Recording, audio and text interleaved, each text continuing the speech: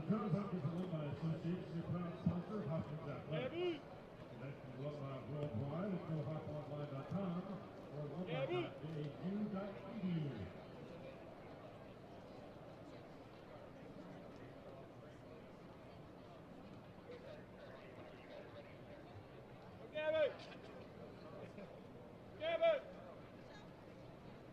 Ladies and gentlemen, may I have your attention please? At this time, we'd like to direct your attention to the end zone area closest to the scoreboard, where 21 members of the 2025 Johns Hopkins football team are gathered with their parents and families.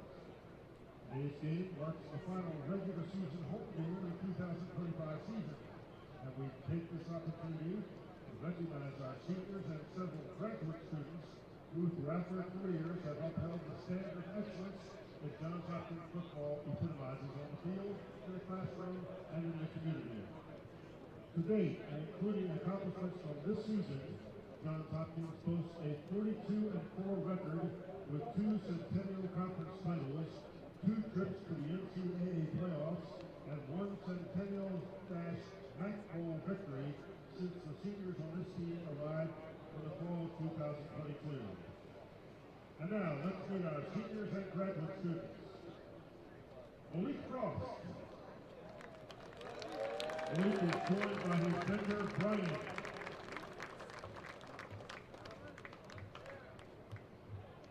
Leo Anderson. Joining Leo today are his parents, Bill and Lisa.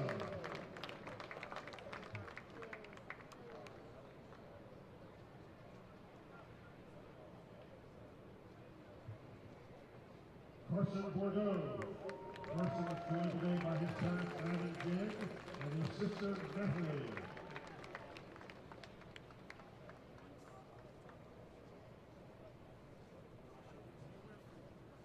Jared Brophy. Joining Jared today is mom, Patty, stepfather, Danny, brother, Sean, and his father, Michael, who is with us today in spirit. Jared is also joined by several other family and friends.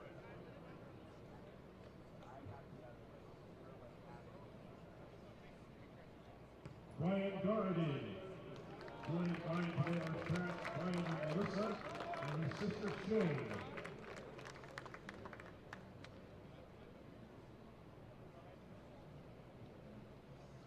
Kevin Gibson. Joining Kellen today are his parents, Fred and Kelly, his brother, Easton, his aunt, Kelly, and his girlfriend, Claire.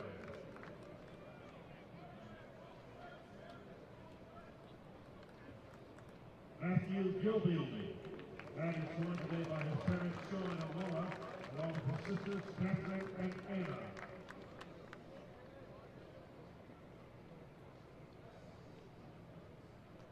Carter Holley is joined today by his parents, Jason and Alexandra, and his brother, FJ.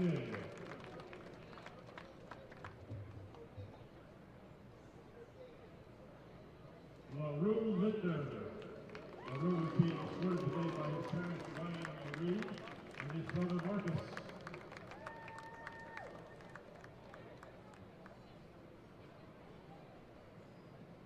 Will Livingston. Joining Will today are his parents, John and Paul.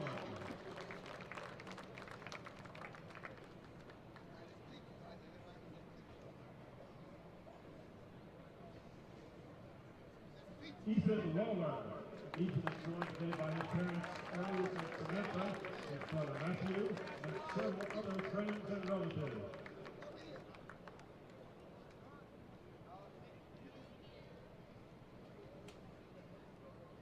Xavier Newell. Joining Xavier today are his parents, Robert and Sia, his grandmother, Therese, and his uncle, Al.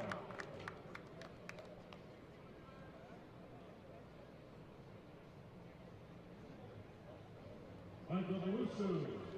Michael is joined today by his parents, Mason, and Susan, along with his sisters, Ashley and Gina, and several other families and friends.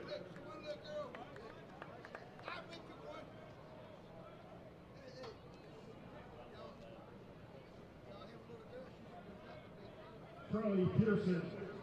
Escorting Charlie today are his parents, Nancy and Dave, and cousins, Kevin, Tommy, and Christopher.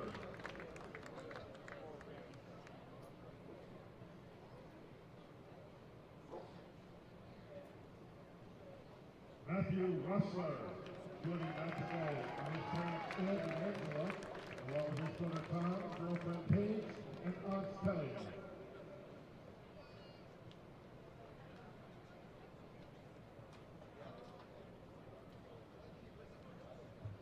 Jack Schundelmeyer, joining Jack today on his parents Heath and Carter.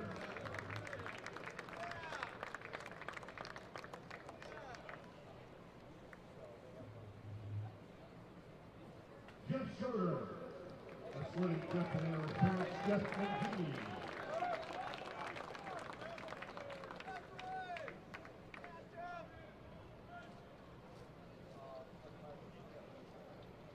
Jack Smith, joined by his mom and dad, Pat and Molly.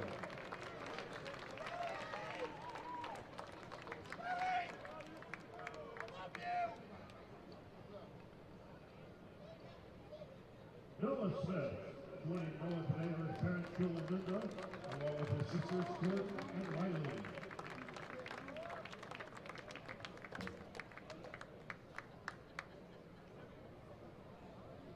Zach Stone, escorting Zach today are his parents Matt and Terry, his grandparents Wayne and Pat.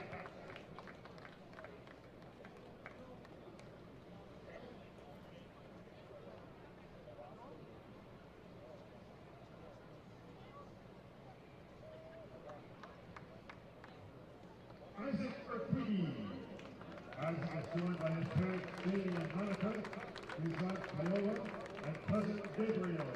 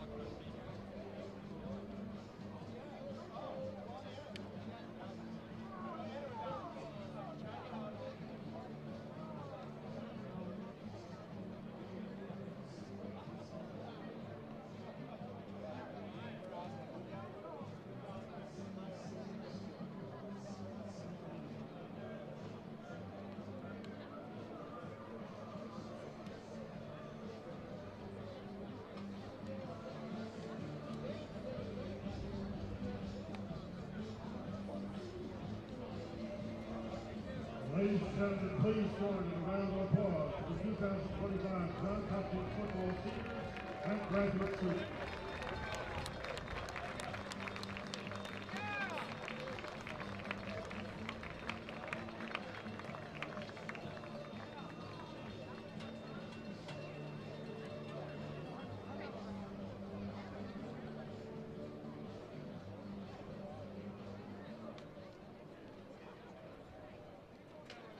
The wine merchant located in Louisville, Maryland provides all your tailgating needs. They are proud sponsors and longtime supporters of Hopkins Athletics. Visit their website at yourwinemerchant.com.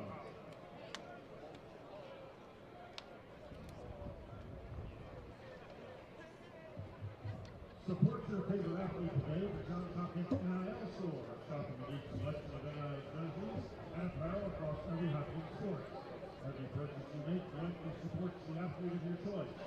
Shop, support, cheer the Johns Hopkins NIL store, where every athlete counts.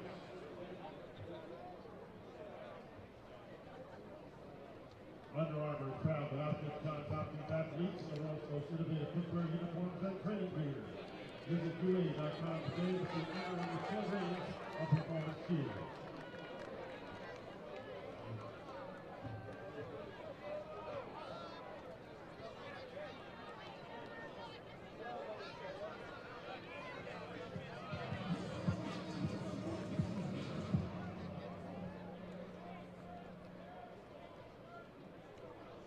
Good afternoon, once again, everyone, and welcome to historic Homewood Field on the campus of Johns Hopkins University. The afternoon's Centennial Conference matchup with McDaniel College and their mighty Johns Hopkins University Blue Jays. And now please welcome the starting defensive unit for the McDaniel Green Terror. A senior defensive end from Baltimore, number 5, Montez Jackson Jr. Sophomore nose guard from Baltimore, number 92, Sean McLean. Sophomore defensive tackle from Stewartstown, Pennsylvania, number 97, Connor Wolf. Senior defensive end from St. Petersburg, Florida, number 1, DeMonte Gifford. Sophomore linebacker from Steelton, Pennsylvania, number 32, Tavon LeGun. Sophomore linebacker from Acton, Maryland, number 25, Kyrie Schindler. Senior defensive back from Waldo, Maryland, number 4, Christian Homer. Senior defensive back from Laurel, Maryland, number 24, Kieran Wilson. Freshman defensive back from Edgewood, Maryland, number 7, Kendrick Williams. Graduate student strong safety from Beltsville, Maryland, number 13, Malachi Murphy. Sophomore free safety from Baltimore, number 23, Bryce Allen. The head coach of McDaniel, Skylar Phillips. And now, please welcome the starting offensive unit for the Johns Hopkins Blue Jays. A senior left tackle from Perry Hall, Maryland, number 77, Michael Rusu. Sophomore left guard from Pelham, New York, number 73, Ali Canacchio. Freshman center from Elk Grove Village, Illinois, number 60, Dominic Fitz. Senior right guard from Grayson, Georgia, number 62, Garrett Murphy. Senior right tackle from Rumson, New Jersey, number 66, Charlie Pearson. Graduate student coming in from Warren, New Jersey, number 8, John Bethel. Senior running back from Rumson, New Jersey, number 20, Jeff Schroeder. Junior wide receiver from Hermosa Beach, California, number 10, Cole Crotty. Senior wide receiver from Palms River, New Jersey, number 4, Josh Moore. Senior wide receiver from Atherton, California, number 11, Robbie Enright. Graduate student quarterback from Lake, Switzerland, number 18, Kay Harvey. The James H. Margraf head coach of football, Dan Waterfall.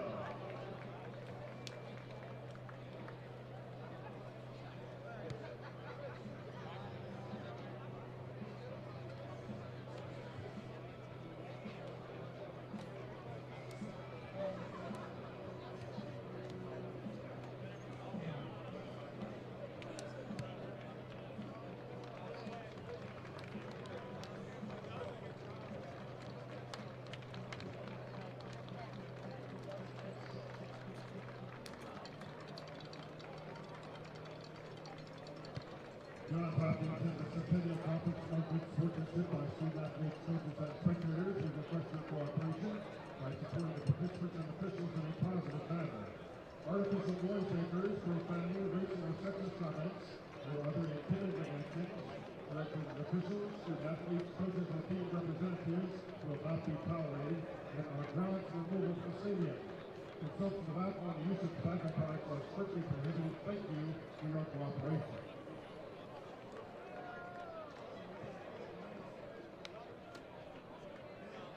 We now direct your attention to midfield for today's coin toss. The officials, referees Jeffrey Stein, the umpire Michael Stein, headline judge Kenneth Pittman, line judge Jonathan Perez, field judge John Williams, side judge Michael Shaw, back judge Paul Harris, the game clock operator is Jeremy Weiss, the play clock operator is Jerry Weissauer.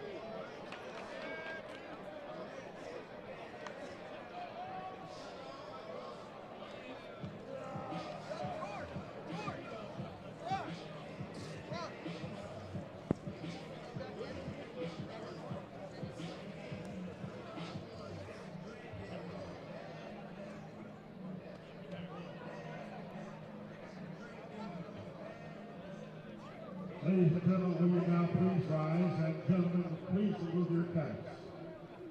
From Baltimore, Maryland, the home of the Star Spangled Banner, we proudly present our national anthem.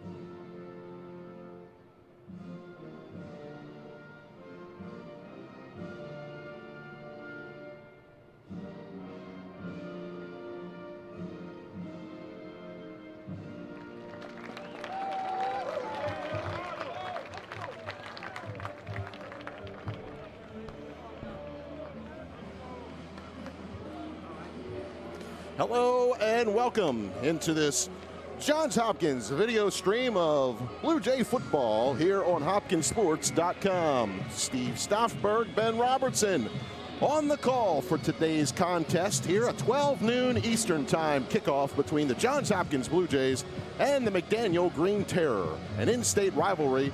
It's now the 103rd meeting between the two schools. All right, Ben, it's going to be a good day today for these guys. Johns Hopkins at 8-0. McDaniel looking for their first Centennial Conference win. Yeah, Jays on the road the last 2 weeks now, back here at Homewood Field after putting up big totals in the points column, trying to take care of business and stay unbeaten here, not only on the season, but in conference play. Well, for Johns Hopkins senior day today, with it being the final regular season game, but the one change is that this isn't it's the final regular season home game, but it's not the final regular season game. That was a tradition which the Centennial Conference switched up this year in its scheduling. There's still going to be one more to play after today's contest for everybody in the conference. next week for Johns Hopkins, Franklin and Marshall looming, and for McDaniel, it'll be Gettysburg. All right, Caleb awaits to kick it off here today. And to the returner at 1 yard inside the goal line. Here comes Mahari Ivory, and he gets the return out just short of the 20-yard line at the 18, where McDaniel will take first possession after Johns Hopkins won the coin toss and elected to defer to the second half.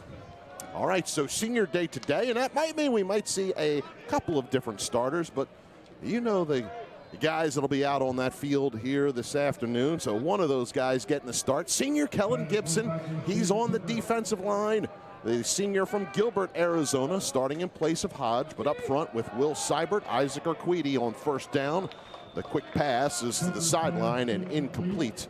And of course, Xavier Newell, a senior, he starts along that defensive line.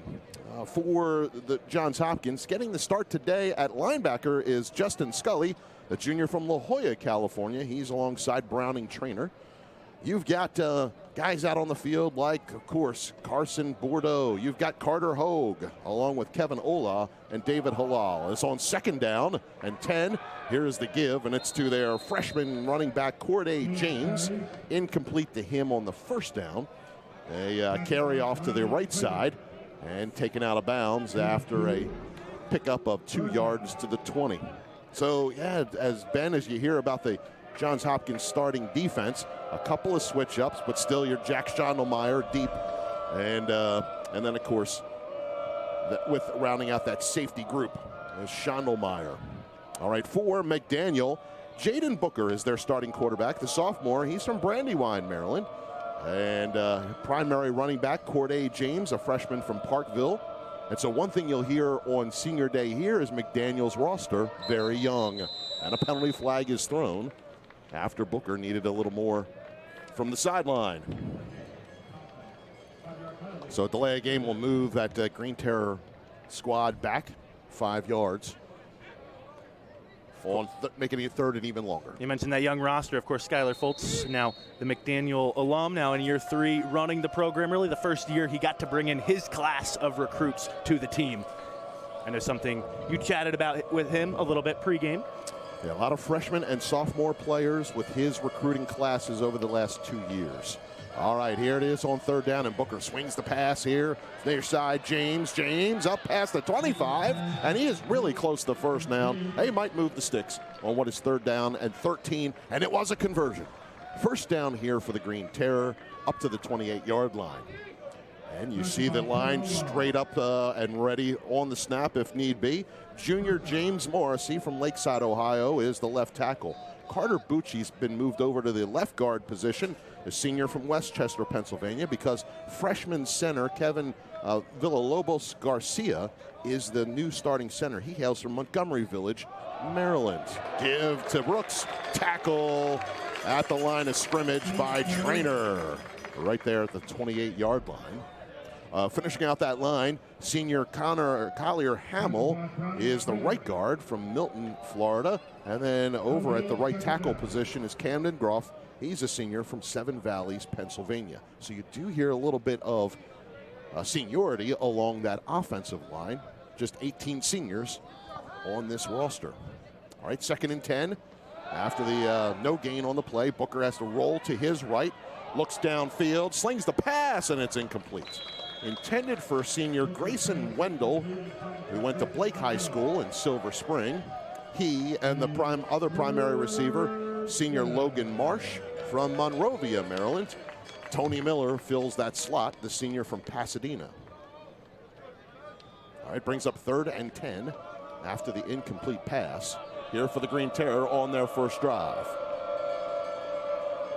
What a sports weekend we had here, especially today, but even with games last night and soon to be contested athletic events tomorrow as well on the road. As Booker's pass caught and immediately hit and taken down as Tony Villarosa, the junior from Norristown, Pennsylvania. Gain of 8. 4th and 2 on the way.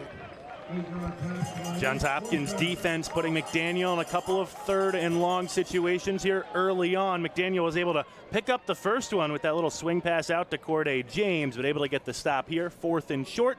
Looks like the Green Terror going to have to punt things away. All right, punt formation out there with freshman Braden Fritz, a local from around that McDaniel campus from Hampstead.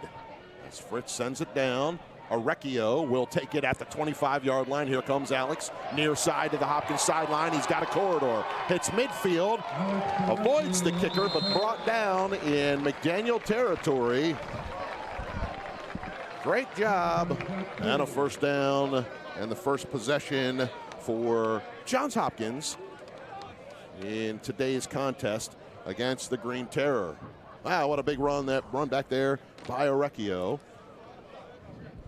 to put Johns Hopkins in plus territory, their first play from the line of scrimmage. We've seen that all year. Johns Hopkins on special teams being able to make plays. It's something this coaching staff takes a lot of pride in.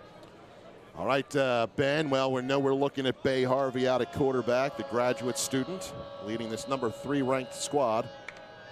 And calls for the snap. Play action, pass, Crotty on the slant. Caught at the 30 and inside down to the 26-yard line on a gain of 16.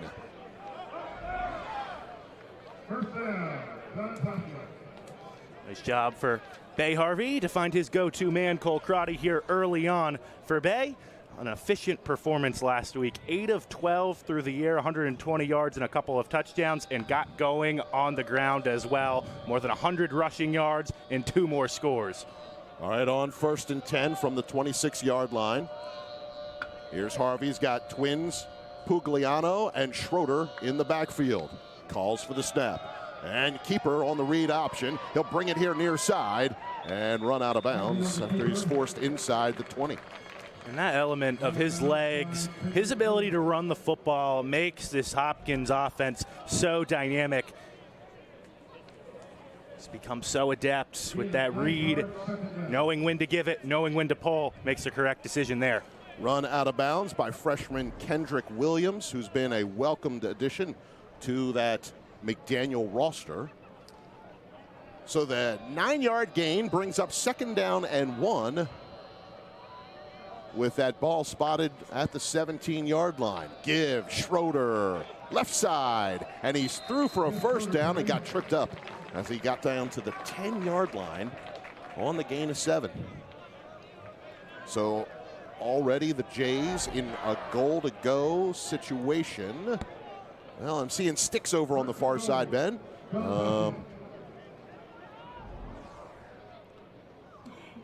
But that ball is spotted at the 10-yard line. All right, so 1st and goal here from the 10-yard line. Clock runs.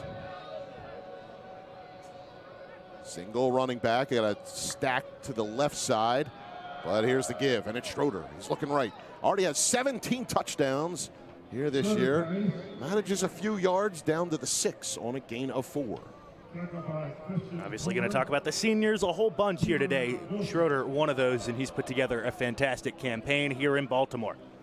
Yeah, Jeff is statistically, best year, but this guy has been on the field from day one for this Johns Hopkins squad. Had not thought to ask just about his historical perspective, let's just say, amongst the others, but just thinking back to those days in his first year and coach with the previous coaching staff. Give to Schroeder. There he is, looking for room on that right side. Once again, McDaniel coming up to Phil inside, bottling it up, manages a yard. So now 3rd down and goal from that 5-yard line. We'll see what the Jays can do. As Crotty is lined up here to the right side. On the near, Linder and Bechtel at the H-back spots. Here's Schroeder. Into the end zone, 5 yards, touchdown. Johns Hopkins on the board on their first drive of the contest. You mentioned it. Schroeder been a touchdown machine this year. 17 total scores, 16 rushing coming in to today. And Hopkins committed to the ground attack right there. 3 straight runs on a goal-to-go situation, and they're finally able to punch it in. Brad Paxton on to attempt the extra point.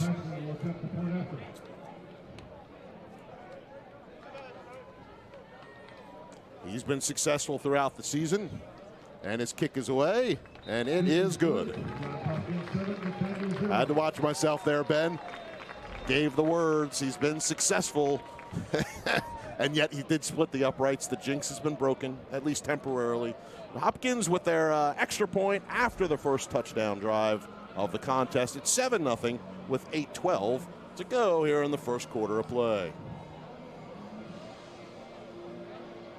What a good start there for the Jays. Really got things moving. Could get it done on the ground. Yeah, nice way to get yourself going here. High noon kickoff. You got to stop defensively, and then, like you said, 6 plays there on that drive. 5 of them rushing, capped off by the Schroeder score. You mentioned the 21 seniors with senior day here today, the regular season. As one note, I really hadn't brought that up, but of course, Bay Harvey, his years here, first 3-time captain since the 91 through 93 seasons when Stu Markley held that captain's role for 3 consecutive seasons. Bay's one of 5 that are captains for this year's team. All right, the kick down to Ivory, takes it at the 2. Nice return, straight up the middle. This went straight ahead up past the 25-yard line, used the speed to get to the 27. Better field position for the Green Terror to begin. We're obviously going to talk about, as you see the end of that kick return again, we're going to talk about the seniors here all day, but if you talk to this Hopkins coaching staff, Dan Wadika and co, they'll tell you this program is really built on that senior leadership. They're so instrumental and have been here not only this year, but dating back to the preseason, dating back to training camp for what this team's been able to do. All right, get the second drive out here for the Green Terror. And once again, there's Corday James. He's out the running back position, slips the tackle of Trainer, and then Schottelmeyer is able to bring him down. Nice job on the run by the freshman James with a gain of 9. This Hopkins defense, not easy to run against. Less than 92 rush yards per game they give up. That's tops in the conference, or I guess bottom, lowest total, right? If Corday James can get things going on early downs, that will be really helpful. 287 yards gained so far on 59 attempts coming into the game, and he's been their primary back so far. There it is, Booker getting flushed, throws the pass complete to James, but steps right out of bounds. Back at the 34-yard line for a loss of 2. That'll bring up 3rd down and 3. A lot of pressure on that last play. Yeah, I don't think it was a designed screen pass, but it kind of looked like that, the way Booker had to get rid of that quickly. I don't think I just saw, I watch obviously my eyes on the ball, but I didn't see just one black jersey heading back towards the quarterback, Jaden Booker. Again, a sophomore who starts, and Booker rolls to his right. Outside the reach and incomplete. Over on that far sideline for Grayson Wendell. And so on 3rd and short, that'll bring up a 4th down for the Green Terror. Jaden Booker, the sophomore starter. Angel Granado Jr. was the primary starter there last year for the Green Terror. Has seen action in 4 games this season, serves as the backup, but Booker in at QB and has been their guy. Here's Fritz's punt. This one bounces at the 42. Their special teams is ready to let it roll as far as it wants to go, inside the 30 and down at the 28-yard line. Nice job on that one. 38-yard punt for the Green Terror. Johns Hopkins will take over. 6:38 to go here in the quarter. We were talking a little bit about Bay Harvey there at the conclusion of the last drive. But what a return season it's been for him. Of course, back, in the captain role once again, but coming off the injury last year, he has just looked so comfortable, confident, and sometimes, when you get to that veteran age, that veteran experience, it just gives you so much to work with. He has all the tools really in his toolbox. Ben, that first series had big plays to start it off. I never really did mention the starters. As Harvey takes that first down snap here, sideline pass. Crotty, did he get a foot in? Oh, he did get a foot in. Oh, hold on, we're going to have a referee discussion here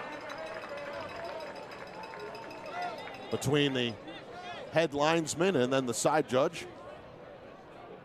If the pass is considered complete, it'll be at the 40-yard line. All right, so he did see a foot down, and therefore a first down on a 12-yard pass play. First down, Johns Hopkins. But in looking at the starters, noticing one change for this squad is that Dominic Bitts is now the starting center. The freshman from Elk Grove, Illinois. And here's the give. It's to Schroeder. Gets past the line of scrimmage for a yard gain. Gain of 1 yard, second down. But then tackled by DeMonte Gifford, senior from St. Petersburg, Florida. It brings up second down and 9. Otherwise, Ben, seeing those guys out there on the right side, Garrett Brophy and Charlie Pearson over on the left. Seeing Albie Carnaccio and Michael Nwosu providing all the right protection. Schroeder in the backfield, and here's the give. He'll take it off. Right guard lost the ball. Forced fumble, and straight away, as Johns Hopkins comes back with it, and it goes right back to Schroeder. Man, Schroeder gets a really lucky bounce if you're the Hopkins running back or a Hopkins fan. This gets away from him and just somehow, just gets knocked right back into his arms. Williams there trying to scoop it up and just couldn't come up with it. Kendrick Williams, freshman. He's 6'2", 205. Hails from Edgewood, Maryland. Good story on him. And as I mentioned before, a very welcomed addition for Coach Fultz in this McDaniel roster. Harvey slings it, sidearm, complete.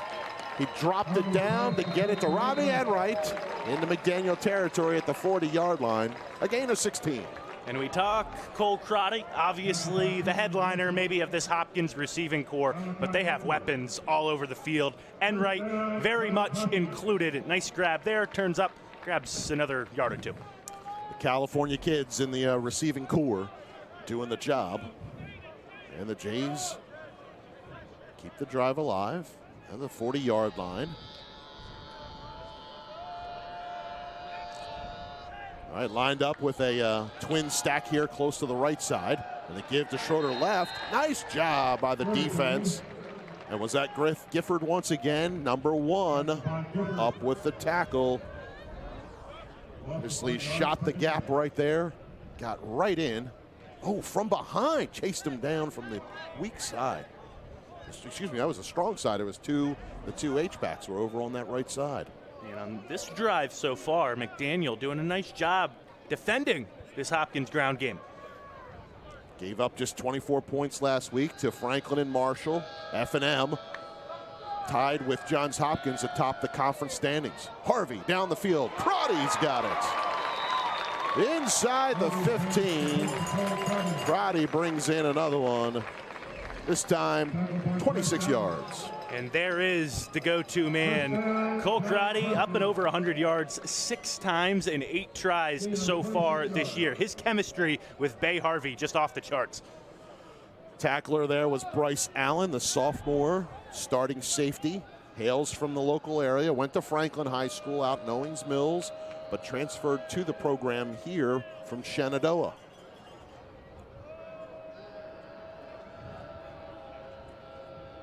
Seeing a lot of LaRue Linder and John Bechtel out there. Not on this play as Schroeder takes it off the left tackle. Gets inside the 10 to the 8 for a gain of 7. Right on cue, that big 2 tight end set coming back on the field. Yeah, it was a 1 play off there. But you saw the rotation. Who came off the field? Chad Martini, grad student. He's brought his game from Cornell, his final year of eligibility. He from Warren, New Jersey, and so is Bechtel, number 8, who played his college football at UConn. All right, second and short. Schroeder looking for room on that left end. Not much there. Good job on the fill over on that right hand of the defensive side. Well, as I'm taking a look just along that defensive front for McDaniel, seeing guys like sophomore Sean McLean from Baltimore, who went to Owings Mills High School, manning the interior, and then coming off that edge, there's sophomore Jasir Donald from Tawnytown, the local area there from McDaniel College. All right, 3rd and 1. And the decision, Schroeder, carry into the end zone. Another touchdown.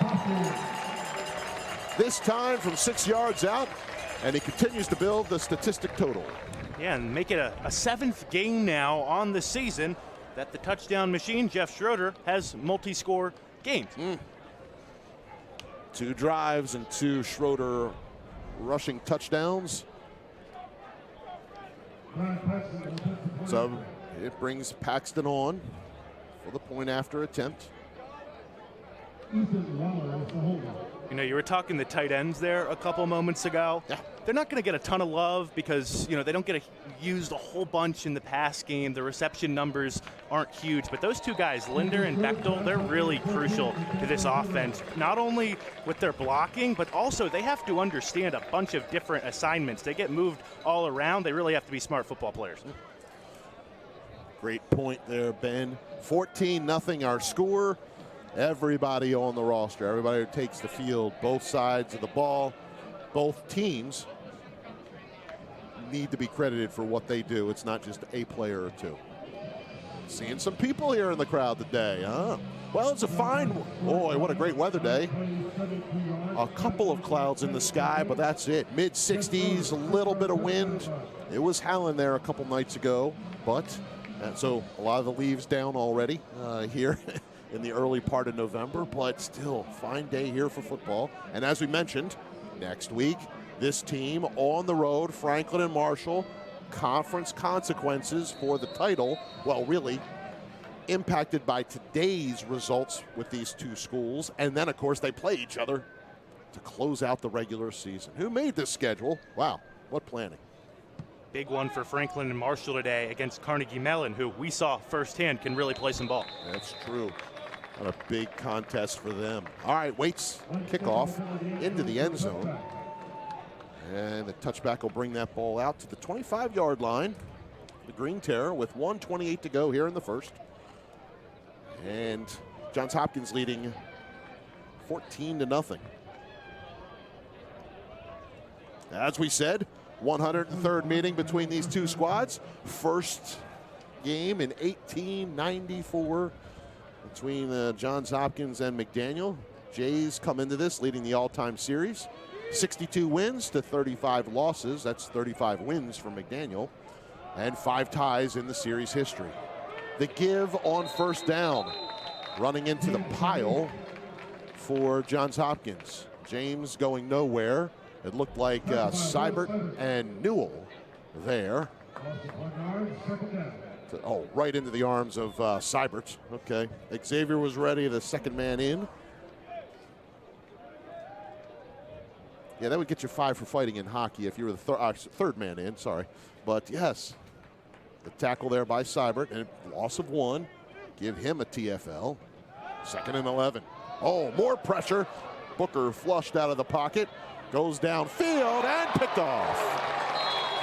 He had eyes for his guy, Wendell, but it was Jack Schonelmeyer with the interception. And the defense taking it away from the Green Terror. Xavier Newell runs a little stunt, and he comes through the line like he's shot out of a cannon, flushes Booker out of the pocket, and a tough spot to be in. He throws an interception to Schondelmeyer, who just keeps making plays here this year. That's 3 picks for Jack Schondelmeyer. here this season, and for the team, it's their 9th interception as a defense. So Johns Hopkins takes possession on the McDaniel 43-yard line with 43 seconds to go here in the first. And how about Schondelmeyer getting the interception here on a senior day celebration? 23 wins in a row in this series for Johns Hopkins. And looking to make it 24. They give this time. Ty Pugliano gets to the 39-yard line on a gain of 4.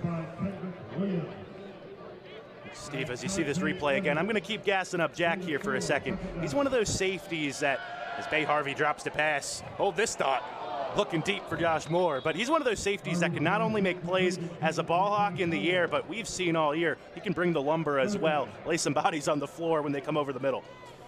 Incomplete pass will bring up a 3rd down. And just coming across this note, again, the schedule irregularity.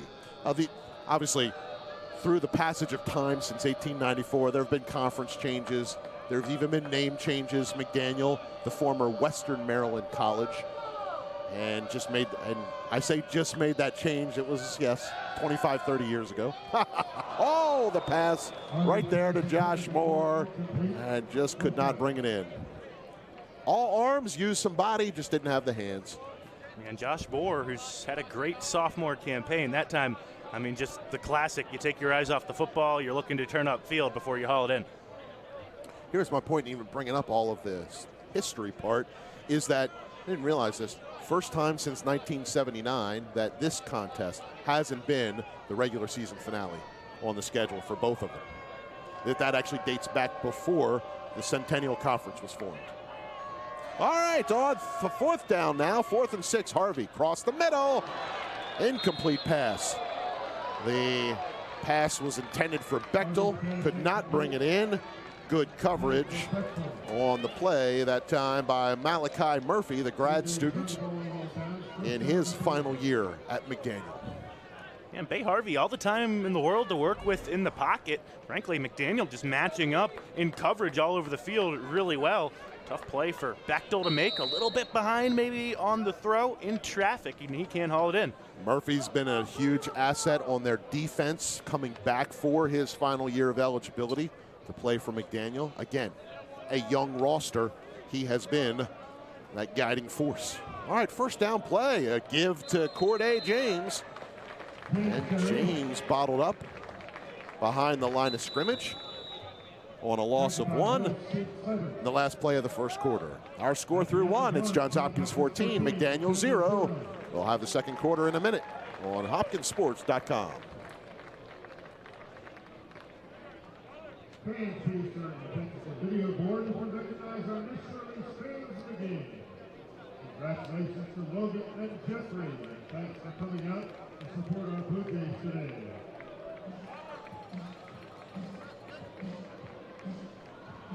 Now, fans, get out of your seats. It's time for our t-shirt toss.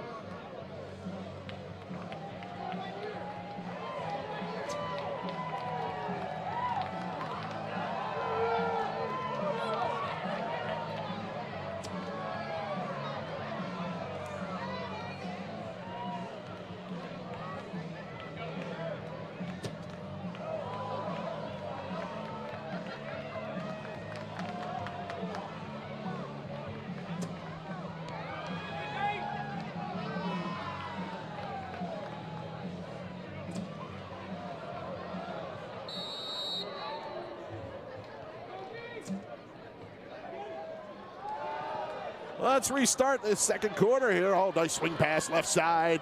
And the pass complete from Booker to James over the far.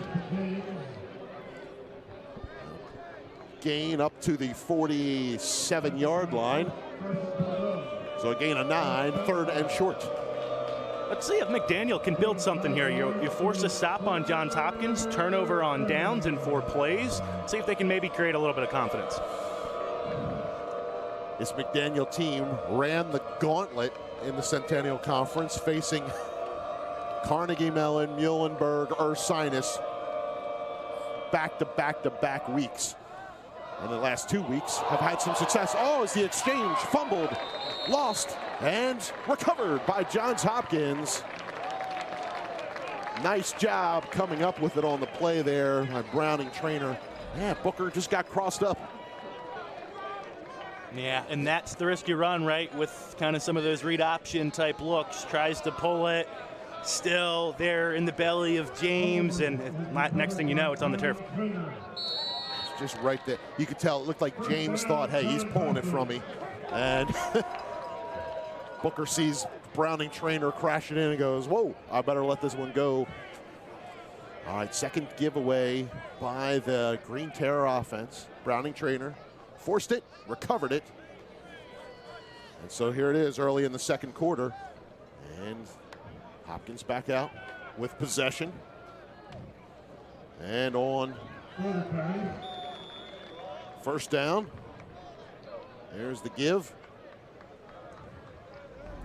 And Steve, back to the fumble with Booker and James. That's freshman and sophomore working together, right? Two young guys trying to gain experience here, obviously against a really good opponent. That's something, this McDaniel coaching staff is hoping they work out, make these mistakes at young points in their career, and then when they're upperclassmen, they can really turn this program around. All right, on a second down and 9 after the yard gain. Jays are going to spread it out.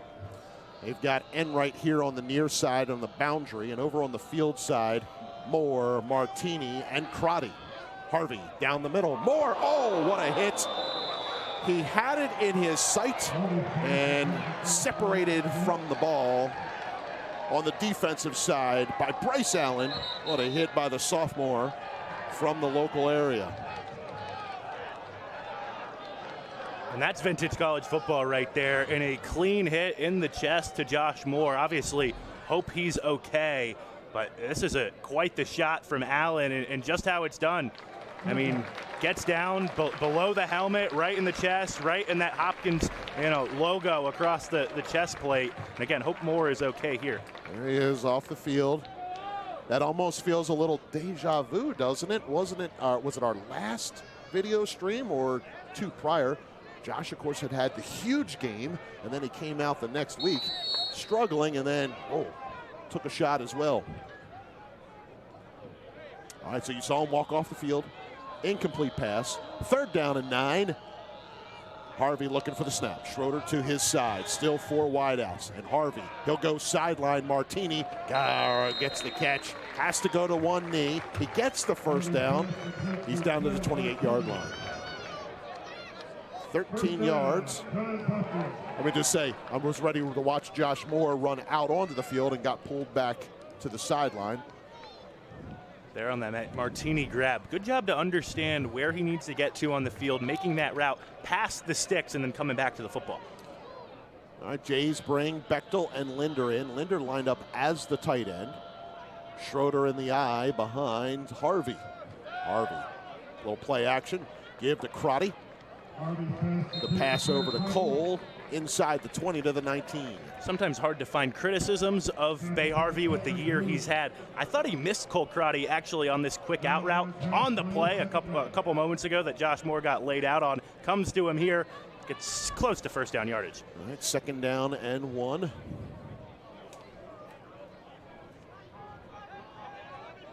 And the Jays getting lined up inside the 20 here.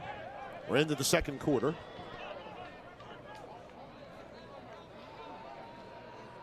And plenty of other Centennial Conference action today. We're going to be keeping up on those scores. As Harvey looking end zone for his man. Caught. Oh, my. Robbie Enright with the touchdown reception. And for Hopkins, these outside receivers, their ability to find the football in the air, so impressive. Enright showing that off right there. Kieran Wilson right just on an island out there. Can't find the football. Robbie Enright does. Touchdown Blue Jays. It was one-on-one coverage in that corner. And Enright had his eyes on the ball.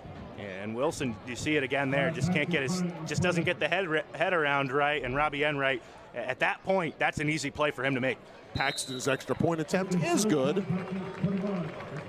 So the Jays convert after another takeaway. And our score now, just about 3 minutes into the second quarter, it's 21-0, favor of Johns Hopkins. Let's do the numbers. Harvey with a touchdown, 19th touchdown pass in the season. And for Enright, that was reception number 3 in the end zone. And for this McDaniel program, that's just going to be, again, some of the growing pains that Coach Fultz has to deal with, right? Because you get the big turnover on downs. Looks like you're maybe in a position to piece some things together. I'm talking about, hey, can they build a little bit of confidence here? And then all of a sudden, football on the turf, and when you give Hopkins extra opportunities, extra possessions, they're usually going to cash in. All right, Waite lines up to send this one long. Ivory and also David Smith, freshman from Stewartstown, Pennsylvania, back to receive.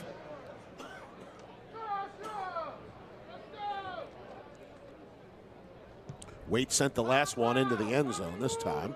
Ivory will step up to the 7-yard line on the return. Through one gap and up to the 25-yard line before he's brought down on the play by Teo Alunga-Reed.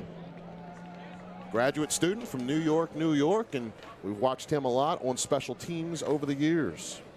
And again, these are the moments this Green Terror staff is, as you see some of the highlights from the first half here, again, as McDaniel gets set to take back over here on downs. But these are the moments that this staff is looking at this young team and going, how are you guys going to respond? You're down 21-0. We know what Hopkins is, the number 3 team in the country, but we just put the football on the turf. Are we going to come out here and execute? On first down and the give, and hitting the left side, running room for a first down and even more is the running back Jacob Wagner, sophomore from the local area, Baltimore County. Went to Perry Hall High School. Now in his first carry, a nice run to the 40. Great job by the offensive line to be able to hold their blocks, extend up to the second level, get the block on Jack Smith, and spring their running back. All right, so from that 40-yard line, Wagner also a primary back for this McDaniel squad. Came in 40 carries on the season, 143 yards. And on first down, runs into the pile right side, pushing forward, and gets 2 yards. Up to the 42. Watch this Hopkins D-line go to work, winning their individual matchups, staying gap sound, and just nowhere to go there for Wagner. Yeah, it looked like on the outside, Bordeaux ready to wrap him up with the guys inside. So a gain of 2. Saw a lot of movement, but nobody across the line there.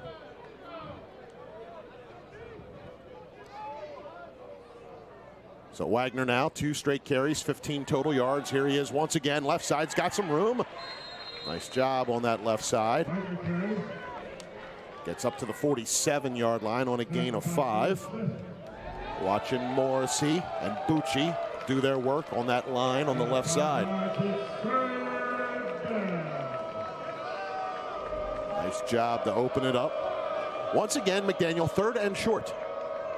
3rd down and 3 now. They've got the tight end Jalen Young, sophomore from DC, went to Coolidge High School that way. He's lined up on the left side with that ball on the left hash mark. Booker, quick pass, looking for Young, incomplete. A little too low for the 6'3" sophomore to handle. 4th down and 3. And decision time here for Coach Fultz. Young was right there at the line to gain. I think if Booker maybe could have just put that a little bit higher, a little bit closer to the stick, maybe could have hauled it in. And I was expecting them really to try to pick up that 4th down, but punt team out there. Jaden Booker on the season. His completion percentage just above 50%. You can imagine he's been throwing a lot. As the punt sails down inside the 5, they try to save it from going into the end zone. And let's see, successfully downed, looking good. Nice job on that special teams. And that's a huge moment for, again, a young McDaniel program trying to build and playing a really good team in Hopkins that we always talk about what they can do on special teams. That's a big impact you can make and hopefully set up your defense in a nice spot. If I caught the number correct, that was freshman Jack Penzone, who actually was the one that lobbed it back out of the end zone. Let's see if we see 83 come flashing in. He's a wide receiver, freshman from Aston, Pennsylvania. Yeah, there it is. Great effort there, and that's just nice job, and down at the 1 yard line. For Recchio, as a punt returner, that's what you're supposed to do. Ball flies over your head, hops down at the 1. You're supposed to let it go. Just an unfortunate break. All right, on first down, Schroeder the carry. From the 1 yard line, gets up to the 7 on a gain of 6. Second down and 4. Nice run on first down as you see that again, just to give yourself a little bit of breathing room between that goal line.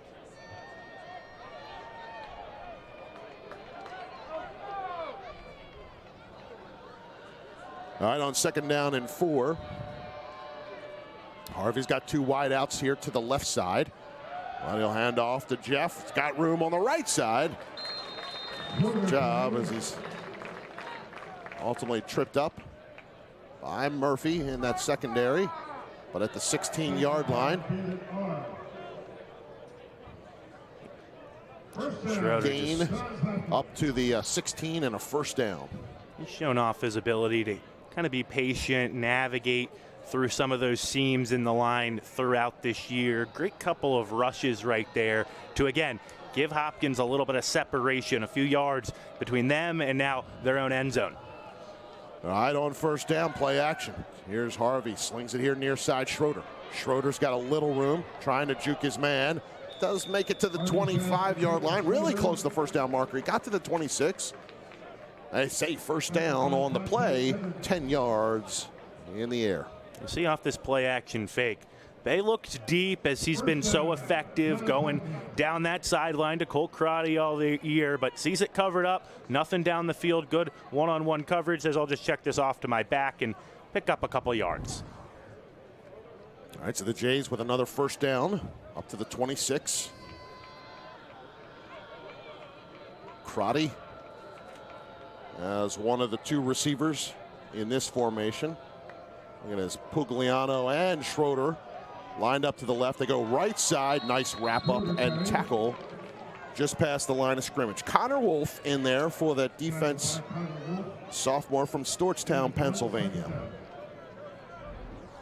You know, not that this is unfounded, Ben, but or like unheard of, but here in the Centennial with some of the schools, definitely draw from the local area. You're hearing all the Maryland and Pennsylvania players that are part of this group, drawing a little bit from DC and Virginia as well.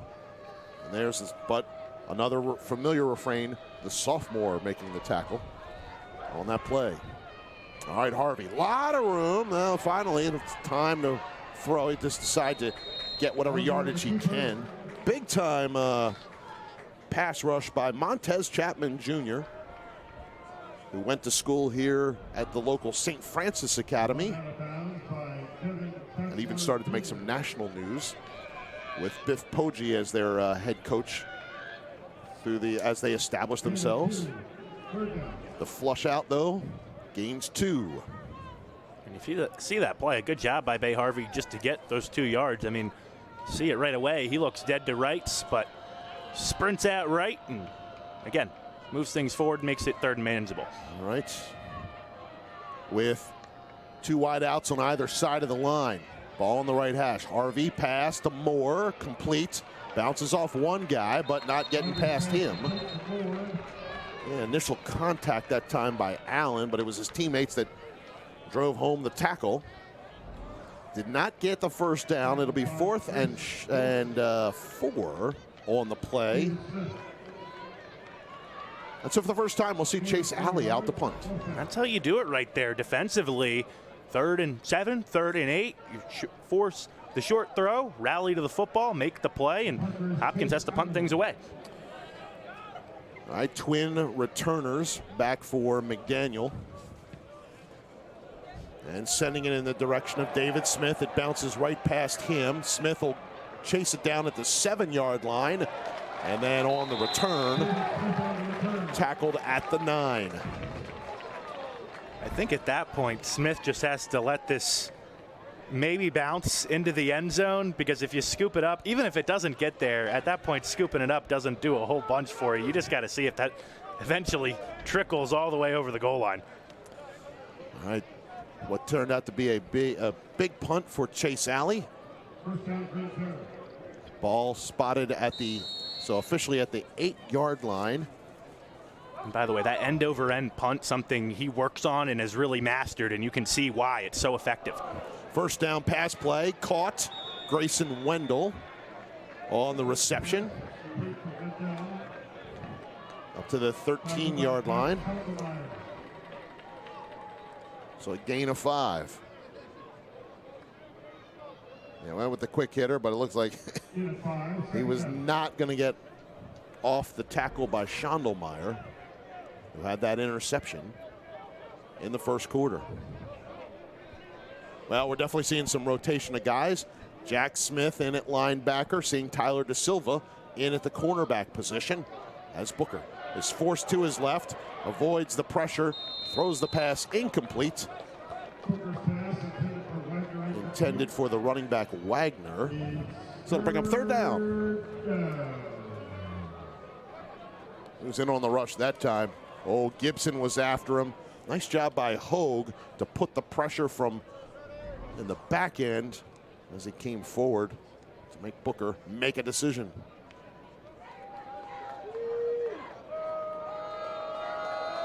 All right, third down and 5 now from the 13-yard line. Motion man was the running back Wagner. Pressured back into the end zone. Booker, before he stepped out of bounds, did get the pass off and incomplete. They'll bring up fourth down, and the punt team on for the Green Terror. That time it looked like Booker might have had a couple of men underneath, but has to understand the situation there. 3rd and 5, you know what this Hopkins rush can do, and have to get the ball out of your hands quickly. You're just seeing the you're seeing the slobber from guys like Newell and Arquidi. They could just taste it. There could be a sack in my future. Those guys providing the pressure at time. Once again, Fritz on to punt. All right, Braden sends it down the field. It's fielded by Alex Arecchio at the 48-yard line. And a return up the middle. It gets inside the 45 to the 43. Frankly, anytime Arecchio catches it right there, a punt on the 50-yard line, you're going, hey, maybe this might be a house call with what he's been able to do in the return game here this year. So Johns Hopkins, after pinning McDaniel, will take possession at the Green Terror 43-yard line. 4:05 to go here in the second quarter, and the Jays up 21-0.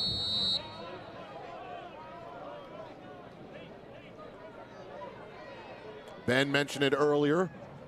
Amongst the Centennial Conference games today, huge contest. F&M, Franklin and Marshall taking on Carnegie Mellon. Battle of two of the top teams here in the conference. First down, give. Schroeder contacted by, once again, Bryce Allen. Allen making a tackle on that play. Nice thump once again for Allen on this play. Bang. And we've seen that a couple times from him already here today. All right, 3-yard gain to the 40-yard line. 2nd down and 7.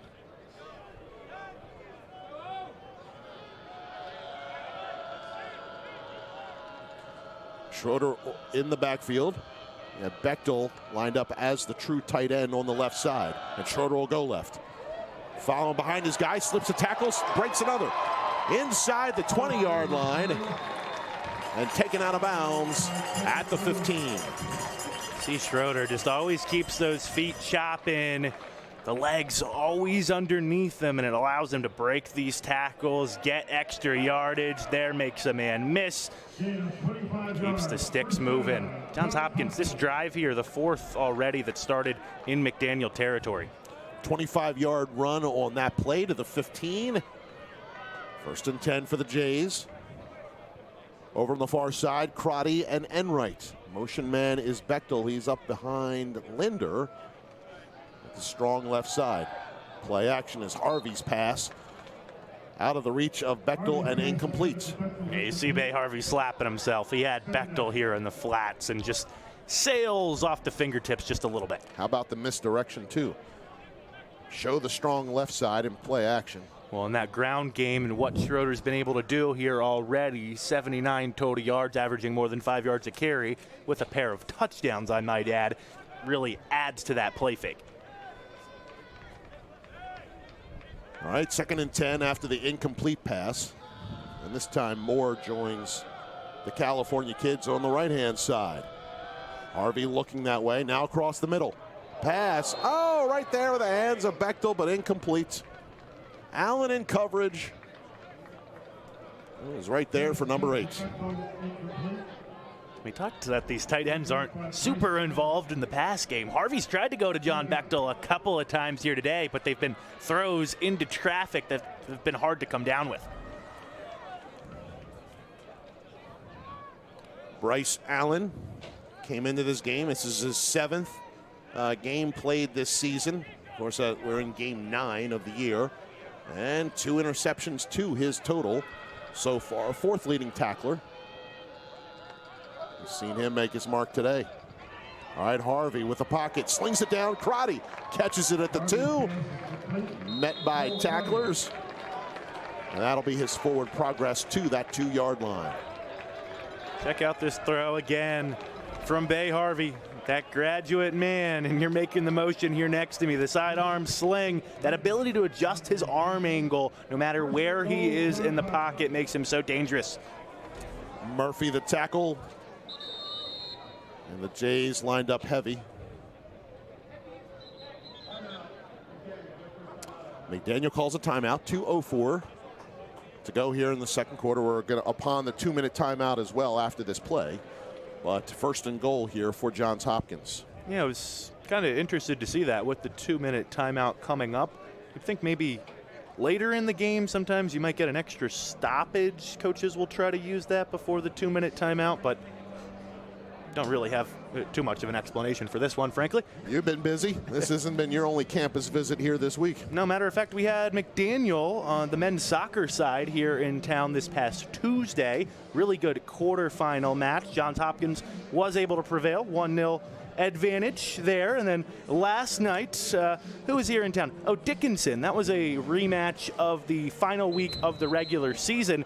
The Dickinson Red Devils actually had a chance to clinch a top seed in the women's soccer conference tournament. Johns Hopkins spoiled that party in the regular season and then potentially ended their season last night, advancing to the finals. Gotcha. Women's soccer and men's soccer for Johns Hopkins in their conference championships tomorrow. Yes, both on the road. The women head to Swarthmore, men head to Dickinson. All right, Harvey, give, 1st down. Look at this, number 8, John Bechtel, in for the touchdown. And I told you, sorry to cut you off, but I told you these tight ends get used all over the offense. Nice job. Yes, 3 in the backfield. Which one were you going to go to? And it was the number 8. That's a big old heavy set back there. Well, first off, now I'm looking at Brophy back there. Okay, yeah, you put it in the hands of Bechtel. So John Bechtel with the touchdown here as a Blue Jay. Brad Paxton on to attempt the extra point. Kick is away and good. 28-0 Johns Hopkins. 2:03 to go here in the second quarter. And how about that? John Bechtel. I see a 0 in his receiving statistics. I don't even see him in the rushing category. His first touchdown as a Blue Jay comes here on Senior Day in Baltimore, Maryland.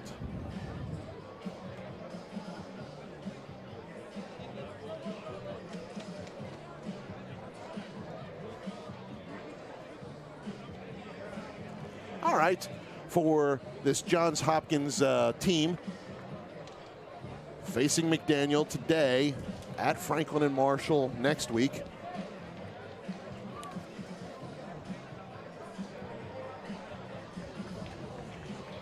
And for McDaniel, seeing that they play Gettysburg to close out their season, that'll be a home game. That'll be a home game for them to close it out at 1 o'clock. Quick update for you, Steve. Yeah. Franklin Marshall, Carnegie Mellon also closing in on the half, just under 4 minutes to go in that game.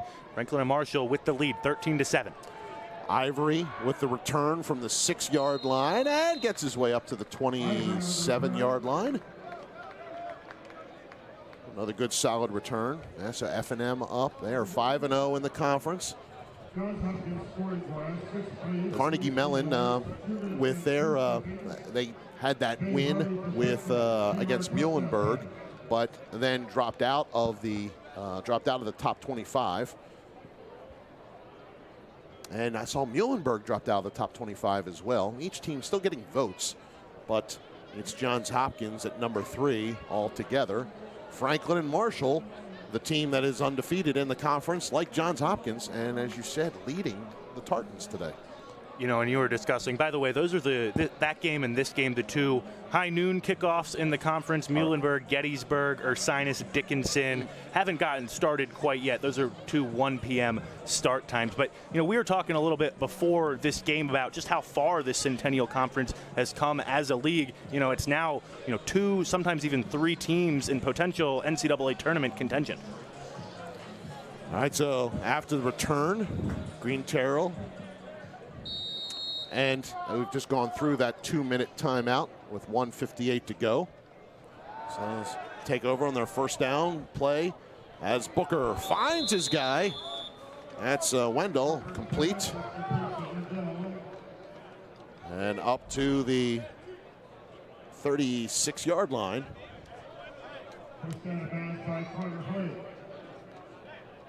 That'll be enough to move the chains actually to the 37, gain of 10.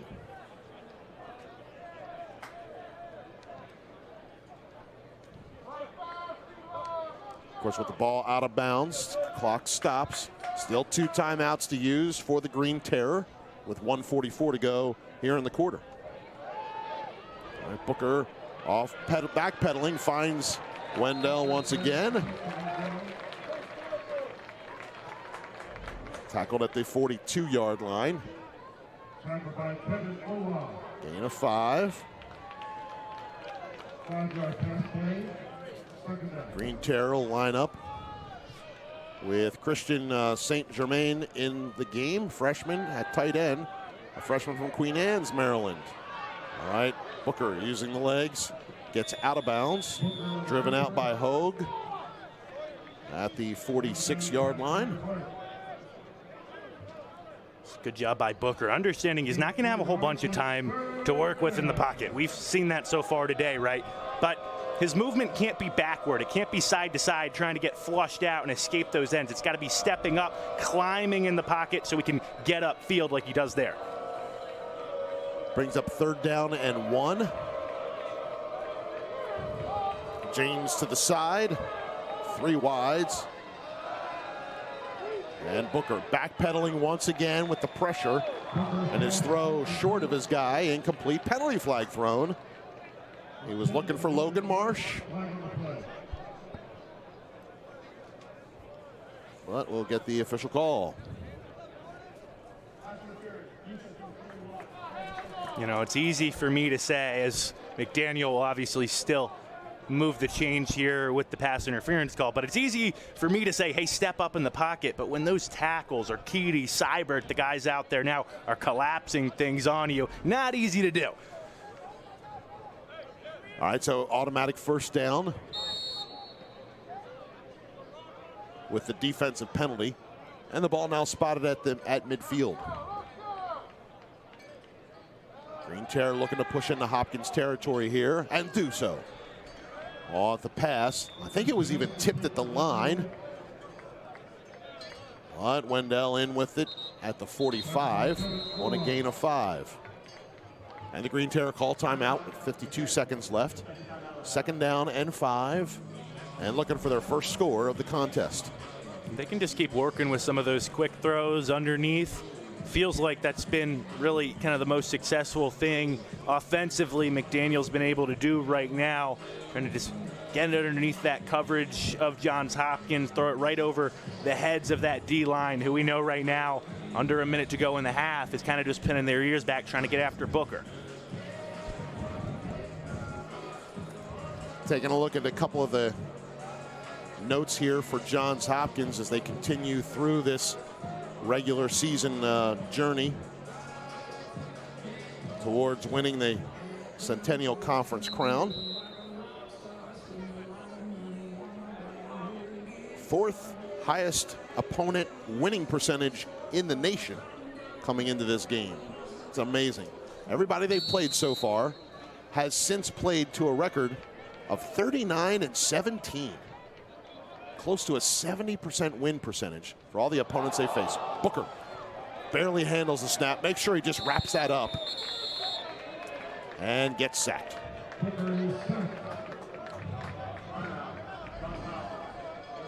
And so that'll have Johns Hopkins calling a timeout as the sack back to the Green Terror 47-yard line.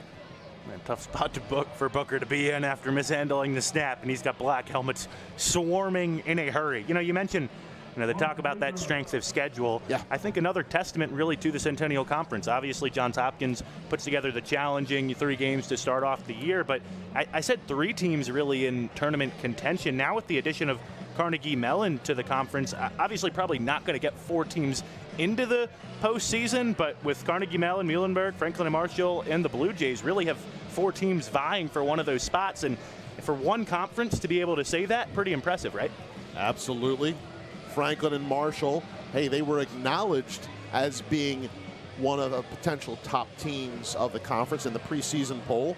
Out of the 8 first place votes, while 6 went to Johns Hopkins, 1 went apiece to Franklin and Marshall and to Carnegie Mellon. And that was before the teams had even stepped on the field. F&M really showing it today. And as you mentioned before, had a lead on Carnegie Mellon. All right, now it's 3rd down and long. 3rd and 13. Pressure by Seibert. Booker escapes that. Rolls to his left. Finds a guy. Caught. And it's completed to Micaiah Cobbs. Cobbs is a senior from Silver Spring, Maryland. It gets back to the original line of scrimmage at midfield. And again, Hopkins defensively, that D-line just making life tough. Again, flushing Jaden Booker out of the pocket, and you pick up a nice gain there, but just gets you back to, again, like you said, the original first down marker. All right, McDaniel did enter Johns Hopkins territory, but it's a 4th down punt from midfield. And here's Fritz with both Enright and Orecchio. Orecchio will take it at the 13-yard line. Right side returns, got a corridor, tries to cut it back into the middle before he's brought down past the 40-yard line. Nice return by the freshman Orecchio.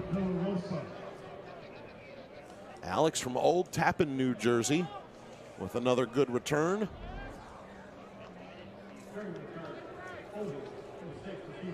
That she'll get brought back. See some of these first half highlights. Again, we talk about the Hopkins special teams a whole bunch, at least I do. We talk about Chase Alley and their punt game. Fritz, pretty good punt a couple times now here today. He's shown off his leg. Only problem there, of course, the play will get called back, but didn't have help from his coverage team. All right, see what the Jays do with 23 seconds left. A couple of timeouts to use if they choose to do so.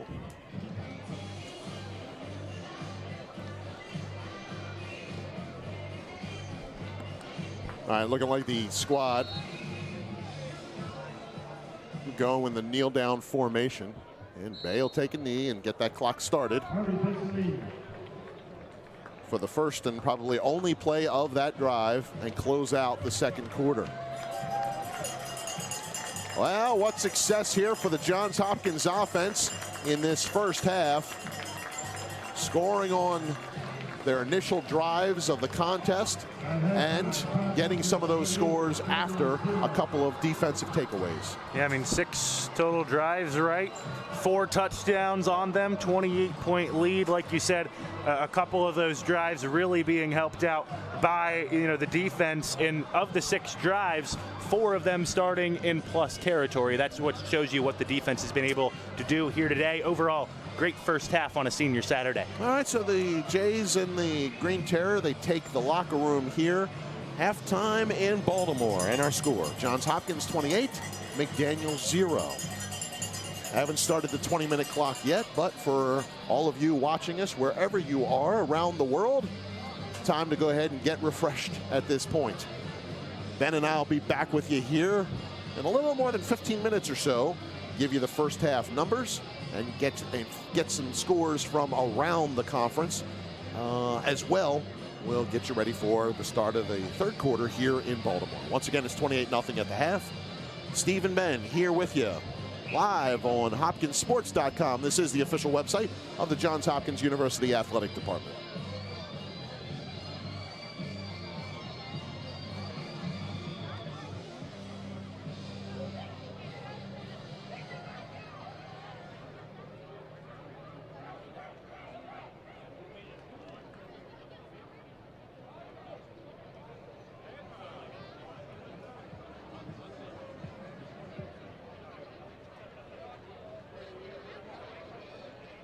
Now, ladies and gentlemen, will you please welcome to the field the Johns Hopkins Lady Birds, the official dance team of Johns Hopkins University. Today, they will be performing a routine choreographed by senior Sierra Carter to a remix of My House Tonight.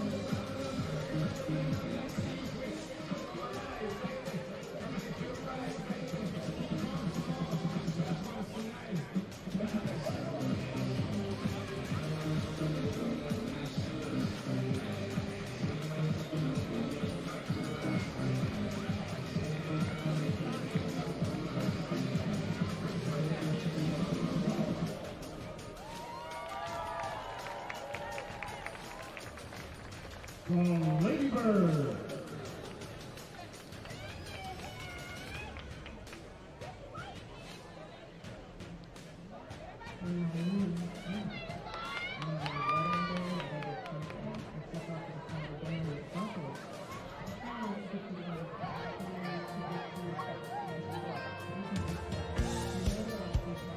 I am so happy that I chose D3. My coaches and my teammates are always pushing me to reach new potential and to try new things. You still get to be on a team and play at a very high competitive level, but it doesn't take over your entire life. They really do want to see you do well in your sport, in the classroom. What this NCAA contest offer is unparalleled by anything else in the We've country. got a Blue Jay cheerleader down the field, ready to battle it out for some Blue Jay belt bags. Let's cheer them on. 3, 2, 1, go!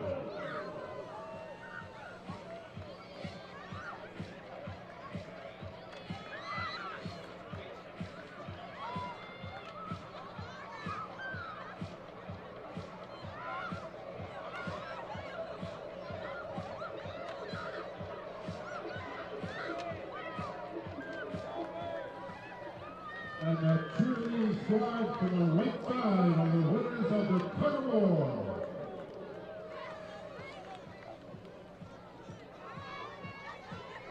They'll take home their Blue Jay belt bags, courtesy of the Mount Washington Tavern. Let's give another round of applause for our Johns Hopkins cheerleaders.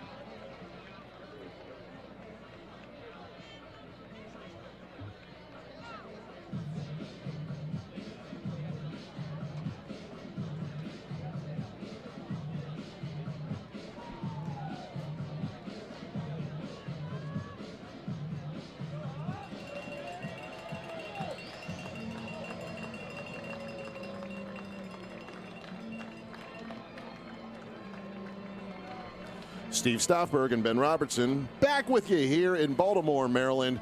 The teams coming out onto the field Johns Hopkins leading McDaniel 28-0 through one half of play. Now looking at some of the we'll put the team numbers up for you in a moment. Individually, well, Jeff Schroeder had 2 touchdown runs, 15 carries, 79 yards, and John Bechtel had a rushing touchdown as well, the grad student with the score. That was the 4th touchdown of the game for Johns Hopkins. Bay Harvey's thrown a touchdown pass.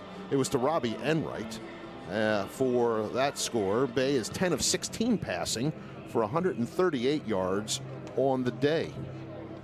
For McDaniel, Jacob Wagner, 3 carries, 22 yards, and Corday James, 5 carries, 9 yards. Jaden Booker has been under pressure quite a bit. 9 of 16 passing for 56 yards. He's been sacked once. He's been picked off once. There was also a fumble credited to him as well on the exchange, for which Johns Hopkins recovered. So statistically, a lot there for Johns Hopkins, who has converted 5 of 7 third down attempts today, whereas McDaniel only 1 of 7 successful on third down. Total yardage, 235 for Johns Hopkins, 78 for the Green Terror. That's a bit of a statistical look at that first half. Ben, obviously we're keeping a close eye on Franklin and Marshall, Carnegie and Mellon in their matchup here today, but it has definitely been the Johns Hopkins the defense and offense that have made things happen at different points in the contest. Yeah, you run through some of those numbers. Big one that stands out to me, 2.89 yards per play for McDaniel. That just shows what this Hopkins defense has been able to do. They've been stingy all year. Same here this afternoon so far. You also mentioned that Franklin and Marshall, Carnegie Mellon matchup, 13-7, the halftime lead for F&M. Remember, Muhlenberg, Gettysburg, Ursinus at Dickinson, a pair of 1 p.m. kickoffs, so we'll give you some updates on those scores as this second half progresses as well. Well, Johns Hopkins and Franklin and Marshall, the only 2 teams remaining that can win the Centennial Conference title. So monitoring today's results, it won't just be about next week and the matchup between the 2 schools that comes into play at all. Today's games absolutely matter. If one of these teams loses, then the other at least has claimed a share of the Centennial Conference title. Of course, then it would be the winner of next week's matchup who is going to get the automatic qualifier coming out of the Centennial Conference. All right, Hopkins had won the coin toss, elected to defer to receive until the second half, and that's why they're lined up and ready to take the kickoff from Braden Fritz. I mentioned him, freshman. He went to Manchester Valley High School out in Carroll County, right by the McDaniel campus. All right, from the 5, here's Josh Moore, right side. He runs into a pile. Looks like they'll be able to push it forward past the 25 to that 26-yard line. Getting up off the pile, Gavin Beggs, freshman from Ashburn, Virginia. The Jays will start with possession at the 26-yard line. All right, and we'll see who comes out here for the start of the third quarter. As that mostly the offensive group, mostly the offensive starters, sorry, come out on the field. Seeing that starting offensive line, Harvey out there. A couple of different guys at the skill positions. Seeing Zach Shapiro out on the field at the tight end position. Good to have him back. And then here's the give. New running back is Malik Frost, a graduate student transferred from Hampton, Sydney for his final year of eligibility. Gets up to the 27-yard line on a gain of 1. Shows you the depth, really, of this Hopkins offense, and specifically at that RB spot. You have a guy in Frost who put together a really nice career at Hampton Sydney, who's really, again, one of your plug-and-play pieces. Chapman on the tackle, senior from the local area here. Actually, the play was a gain of 2, 2nd down and 8. Harvey calls for the pass. Penalty flag thrown as he was pressured by Chapman. Harvey up the field. And gets to the 36-yard line. Makes it to the sticks, but it's going to be called back.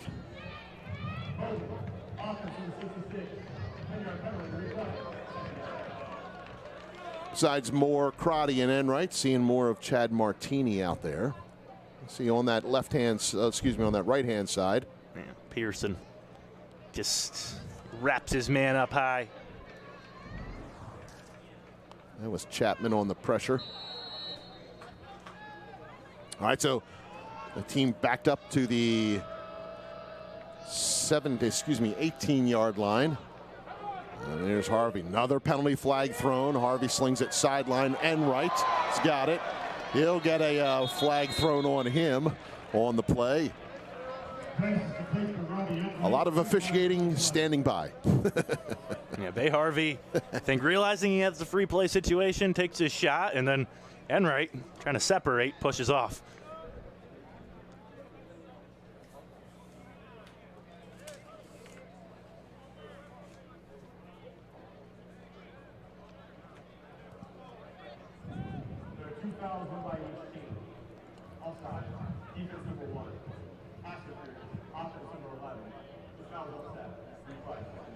All right, so as Ben said, offsetting penalties.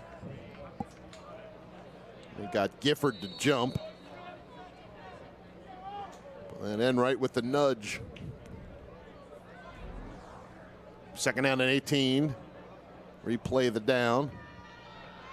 Have to get to the 36-yard line for a first down for Johns Hopkins. All right, Harvey looking to pass. Got Crotty here, sits down in the slot.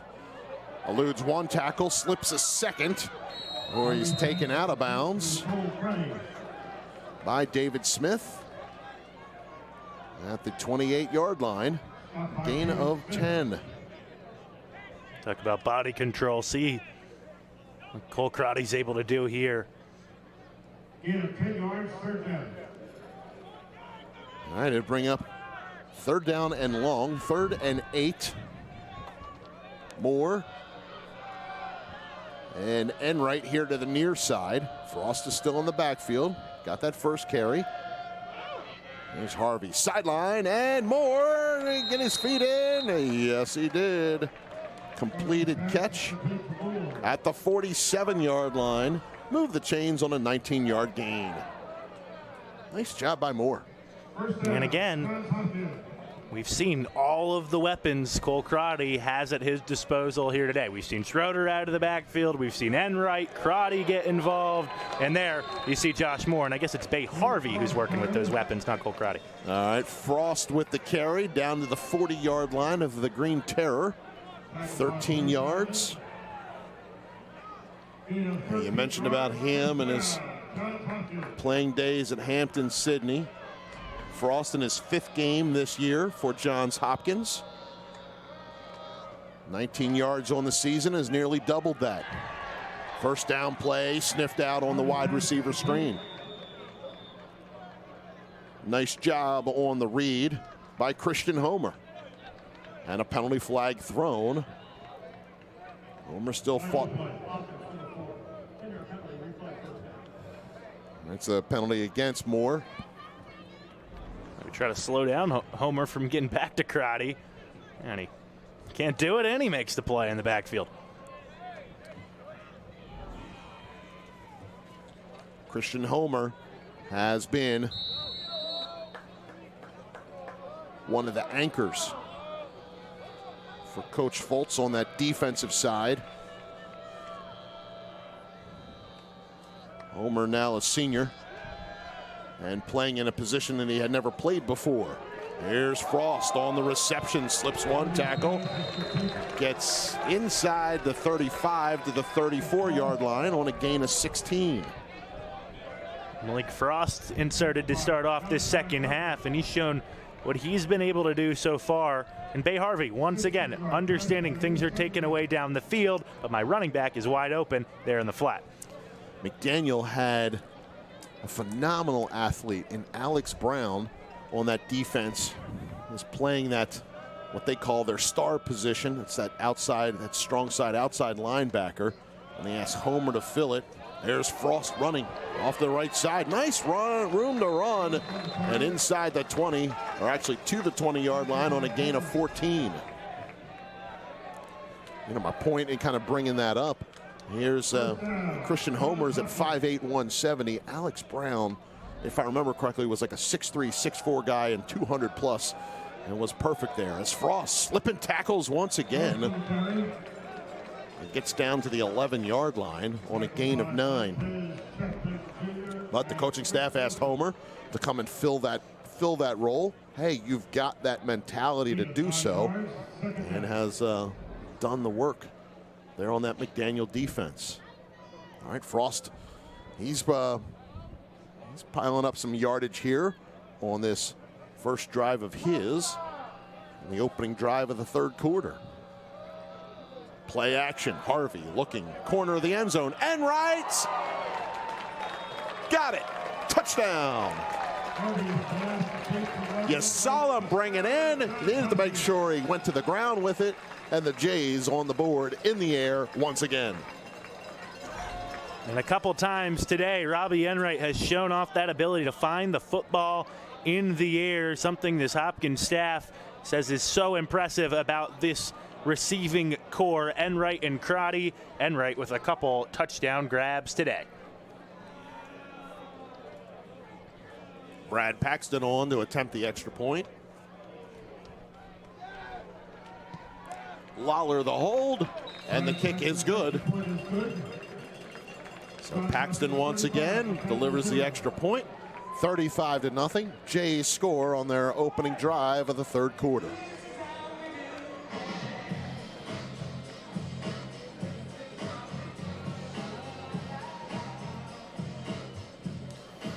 Well, just last week, Johns Hopkins, 47-26 win at Muhlenberg, and rushed for a season-high 356 yards.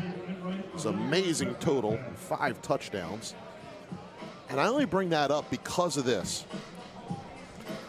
As we've announced games through the years, you know, new totals and high totals in certain games and so on, they happen. 356 yards rushing, okay, not offense, rushing. Only the 14th best rushing performance in Johns Hopkins history. Oh my God. Wow, did I ever call it, did I ever announce a game where they were running for 380, 400? But 356. They took down Muhlenberg last week, 47-26. Pretty amazing. All right, long kickoff, and Smith will get under it at the 4-yard line. Take the left side return. Oh, gets bottled up, has to stop his momentum. Does manage to get to the 23-yard line. Where the Green Terror will start with their first possession of the third quarter. After us today, oh, by the way, wait a minute, looking at my watch right now, yeah, realizing that we are not the only athletic event happening here on campus this afternoon. Inside volleyball and the swim meet also happening here. As on first down, look at James running here on the right side. Steps out of bounds at the 45-yard line, but what a big run, 22 yards. Yeah, nice job by Corday James. Bounces out to the outside, able to escape Urquidy and navigate up that sideline. You talk about that volleyball team, by the way, of Johns Hopkins. Should have a conference tournament hosted here next week, couple semifinal, and obviously if you're a Hopkins fan, hopefully a final match next Sunday, but should have semifinal action here next Friday, closing out that regular season here this weekend, as you mentioned. All those events right now being streamed also here on hopkinsports.com. Obviously a fun time here in Baltimore. We've talked about field hockey, soccer, but so many of these Blue Jays programs excel on the field, on the court, in the pool as well. All right, that James carry produced a yard gain to the 46-yard line. Second down and 9. Corday James, freshman from Parkville, Baltimore County, as Booker backpedaling as he throws once again. I think that pass was caught by Young, the sophomore from DC. Going to be a loss of 2 on the play. Decent job, honestly, by Booker just to get rid of this again. He's got pressure in his face in a hurry and just has to get it out quickly. Wow, that looked like it looked like it was a corner blitz too on that play. I wish I saw exactly who was into the quarterback. I don't think I was just Newell. Seemed like it would have been lined up too far outside. Now there was multiple black helmets getting home. Trainer on the tackle for loss. Here's a completed pass, and that's to the receiver Logan Marsh, sophomore who hails from Monrovia, Maryland. Marsh on the year, their leading receiver, had 46 receptions coming into this game and 2 touchdown catches. So puts the Green Terror into 4th and short. 4th down and 3, and into Hopkins territory once again. Did so in the first, in that late in the second quarter. Got into Hopkins territory, and here they are once again. All right, on 4th down. Booker calls for the snap. He'll keep it, make the decision to get out of the pocket. Comes to the near sideline, out of bounds for a first, but a late penalty flag comes in.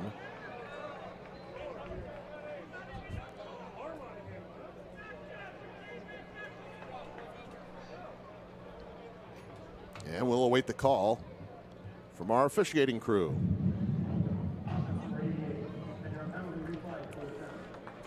Holding's called on the tight end, Young. And he'll back him up 10 yards. You won't see Dan Wadaka on this replay, I don't think, but he was begging for that call there. Looks like you get that there on Young. Yeah, there, just in your bottom left. He was asking for it and asking you shall receive, coach. All right, so now 4th and long, and the Terror will punt the ball away.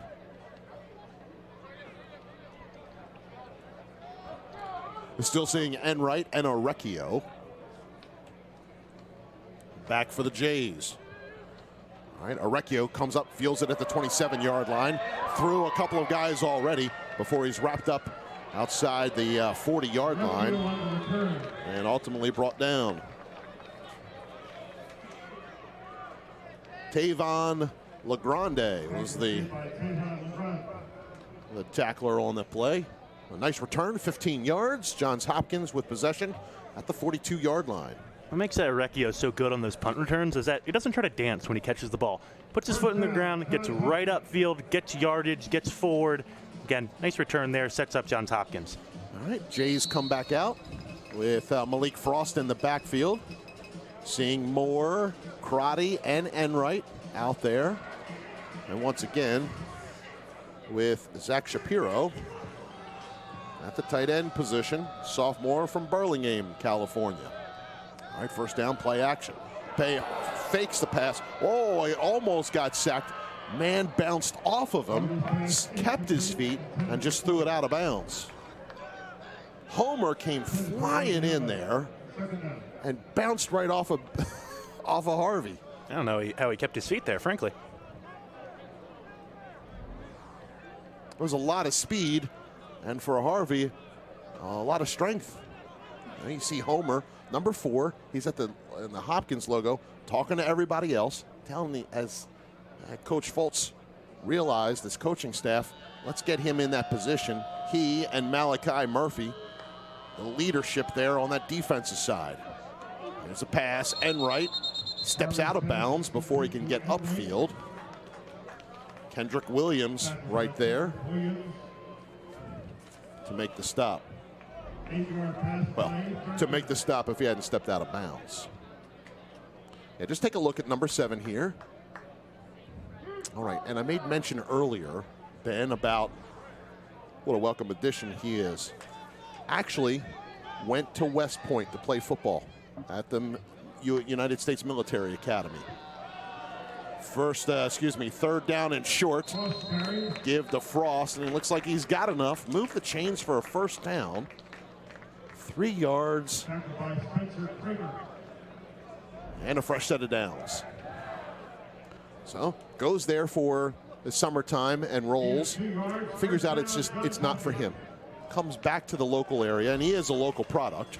Comes back to the local area, and after getting a little bit of getting into community college and starting his academic career, then has the connection. His dad coached with one of the guys on the roster here with McDaniel, and now has found a role with this defense and starting for the Green Terror. All right, pass complete to Crotty. The 47 down to the 34, 13 yards. That completion going to get Crotty close to the 100-yard marker here today.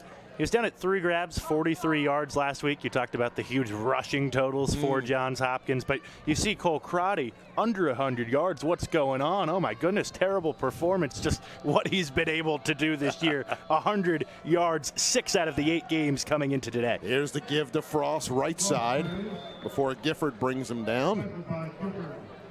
Inside the 30 to the 29, 5 yards on the gain. Yeah, always just sort of sifting through all of the notes that Ernie LaRossa and staff provide, like, that's a huge number. Again, only the 14th best rushing performance in Hopkins history. What? By the way, Jeff Schroeder, I know it's Frost out there doing the work now, but 232 yards he piled up on the ground. Unreal performance from him. In that other week, right? Yeah. Yeah. All right, Frost, right side. He's got room to run. He's inside the 20. And corralled as he gets down to the 14-yard line. Give him another 15 yards. Yeah, Schroeder today, 15 carries, 79 yards. But here's Frost, and he's already up into the 60-yard mark territory. And how about Frost, with some burst here in this second half? What does Coach Waddick always talk about, right? Pride and poise football, no matter who's out there on the field. Backup running back, one of the depth pieces really at that running back spot, and he's filling in nicely here today. That was Williams, number 7, making the tackle. All right, give Frost, right guard. He's got some room. He's inside the 5 to the end zone. Oh, lost the ball. And McDaniel football. Nice job on the takeaway by the defense. Frost had the end zone in sight, denied by the Green Terror. Now, Malik, man, I'm sorry. Just as we're singing your praises and just doing everything he can, he's fighting for extra yardage, says, I want that touchdown, and it just gets ripped out. Awesome play made by Homer. It looked like number 35, Kyrie Shingler, was the guy to reach in and strip that ball out. And you said Homer was the one who got on top of that with the recovery. Nice. Well, Johns Hopkins prevented from getting into the end zone there. McDaniel takes over on the 1-yard line with 3:25 to go here in the third quarter.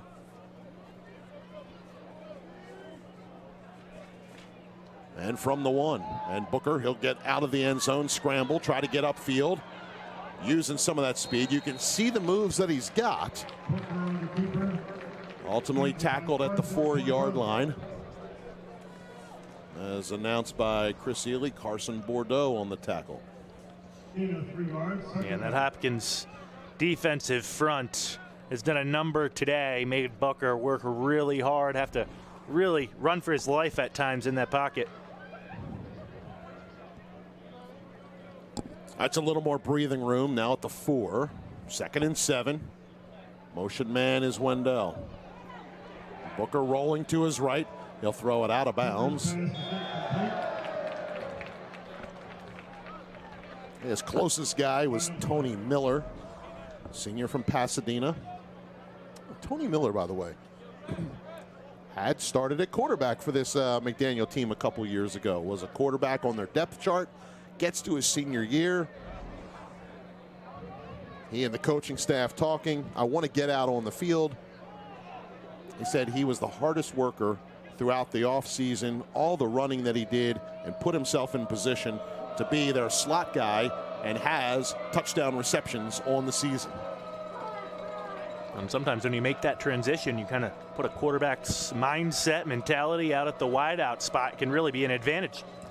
A 3rd down and 7 now from the 4-yard line.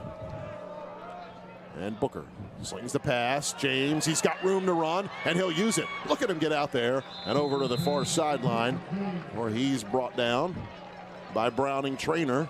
But a big gain on the play up to the 27-yard line.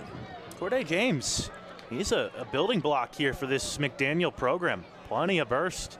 He's taken a couple of these little swing passes. We saw one earlier, I think back in the first quarter, really, that he's been able just to take up field and pick up a first down with.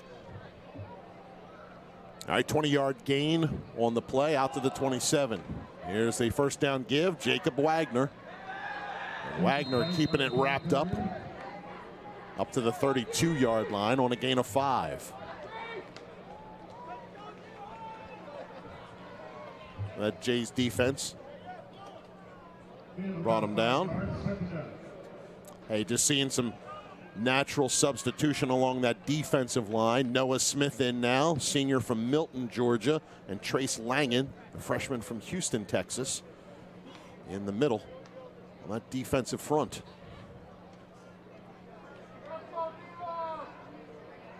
All right, 2nd down and 5 now.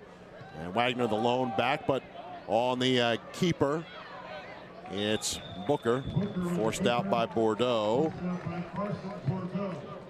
Maybe got back to the line of scrimmage. They're going to mark him at the 30. A loss of 2 on the play. Talk about some of those faces still out there defensively. Still got big, Xavier Newell on that D-line. Still have Carter Hogue out there. Imagine maybe last series if things hold up the way they are for a couple of those guys, seniors, and as we get into the 4th quarter. 3rd down and 8, penalty flag.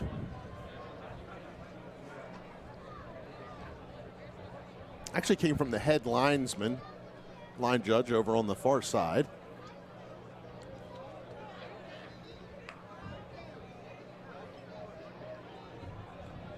I see 4 officials and 2 McDaniel players in the huddle.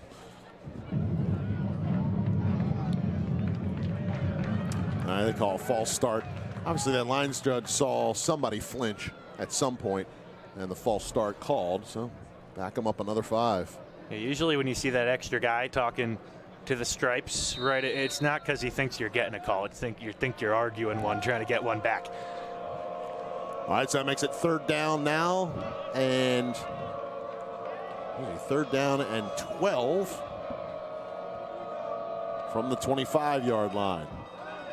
Booker starts to roll to his right. Newell after him. He slips out of the ankle tackle, gets up the sideline, and just runs out of bounds at the 21-yard line.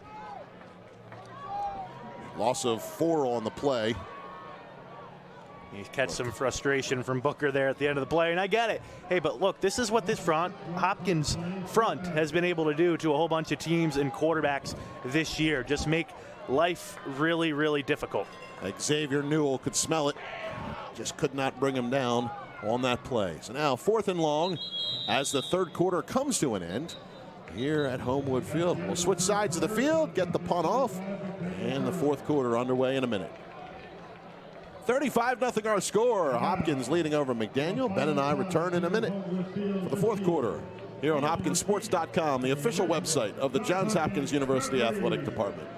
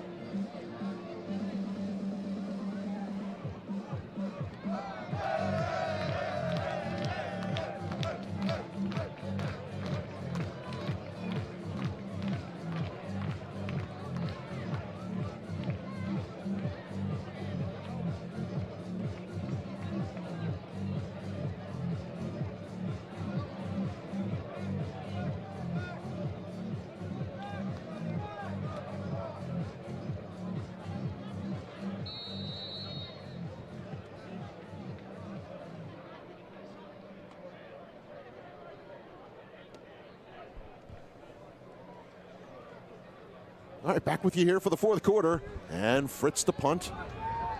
Noticing a little wind has picked up. That ball just did die down short of midfield. And ultimately, touchdown at the 46-yard line.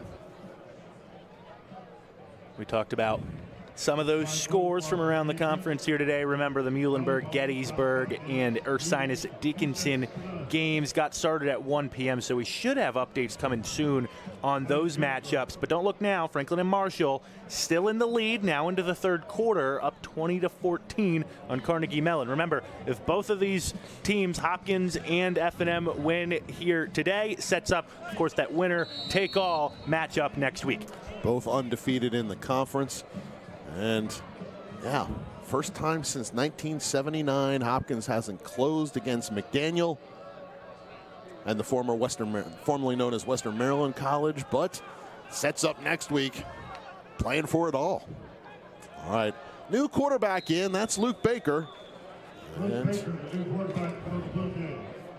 his first down pass play incomplete. Slung it to the left-hand side. We'll bring up second down and 10. Start taking a look at Jays that are out on the field right now. Of course, Frost in the backfield with Baker. Luke, a sophomore from San Ramon, California. Went to Sacramento State for his first year in college, and now here as a Blue Jay, where his brother played quarterback here for the Jays as well. Yeah, just trying to get their signal straight. A timeout will be called by Johns Hopkins after that first play from the line of scrimmage. Steve, I don't know if this is, sorry, this is off topic. I don't know if that's the concession stand or the tailgate out in the parking lot, but I gotta find the grill. Okay. Working here today. It smells incredible here at Homewood Field. If you're watching us here on the video stream, and you have that opportunity to make the trip to come to a home game, you've got either a family member playing for the Jays, a friend playing for the Jays, and you can make that one visit. It is like guaranteed. The food trucks that are set up here do a great job. Oh man, my stomach's rumbling. It smells incredible. Great turnout here today as well, I think, for Senior Day. Of course, you always get a few extra fans in town. Feels like also, it seemed like throughout October, the weather was getting worse and worse on us. It was getting colder, and now all of a sudden we're back near 70 degrees in early November. Just an awesome Saturday of football here at Homewood Field, and of course, Saturday of athletics on campus at Johns Hopkins. Now I'm hungry. All right, on second down, Baker, the keeper. No, he's tackled behind the line of scrimmage. Montez Chapman comes slicing in and make that stick.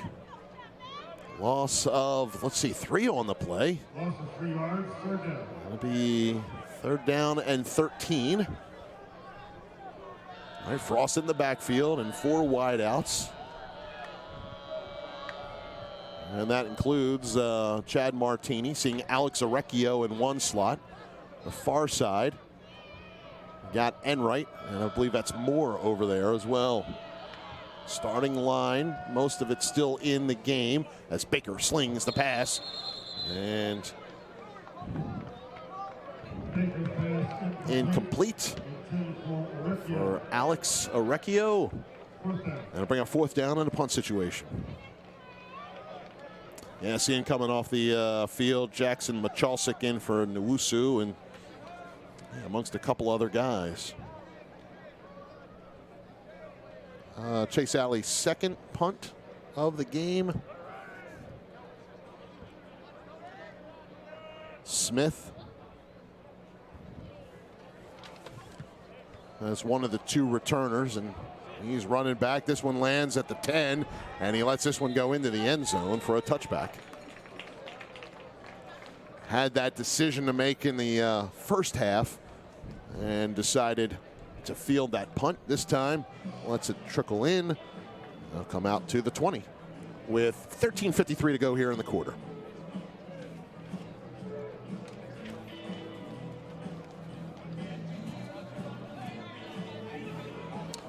All right, one thing caught my eye during the week.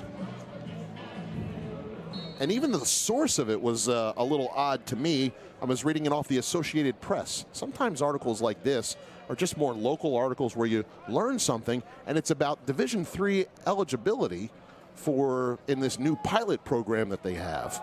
All right, first down handoff is to James off the right side, but not getting much traction there. Looks like that'll be a loss of a yard on the play, as we've got more guys that are seeing the field right now for Johns Hopkins.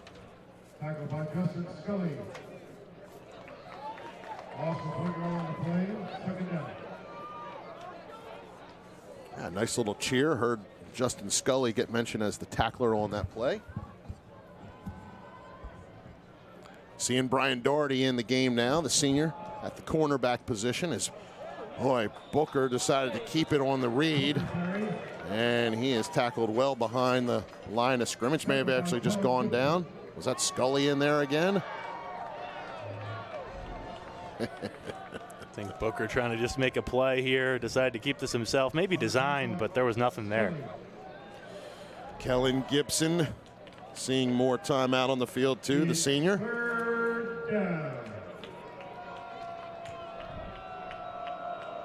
Tyler Da Silva and Doherty now the corners on this defense.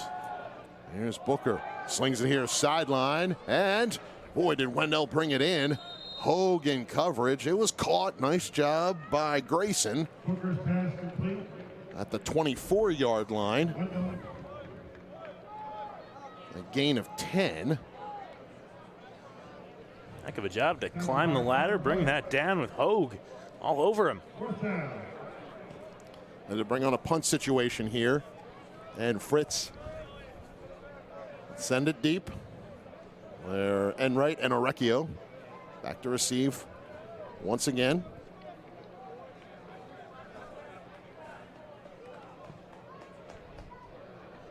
All right, Fritz with the foot into it. It's short. Orecchio comes up to play it at the 50. He was contacted just as he was catching the ball. And manages forward progress to the 48-yard line.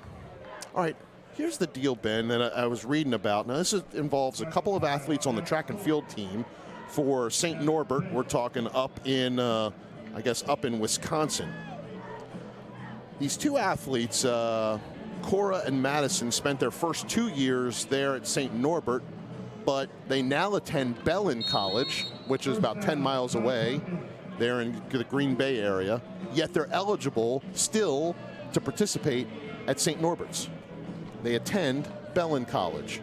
And it has to do with this new pilot program, I guess, that in the Division III level that they're sort of studying, where partnered schools who don't have athletics at one school could offer it to other ones in the partnership.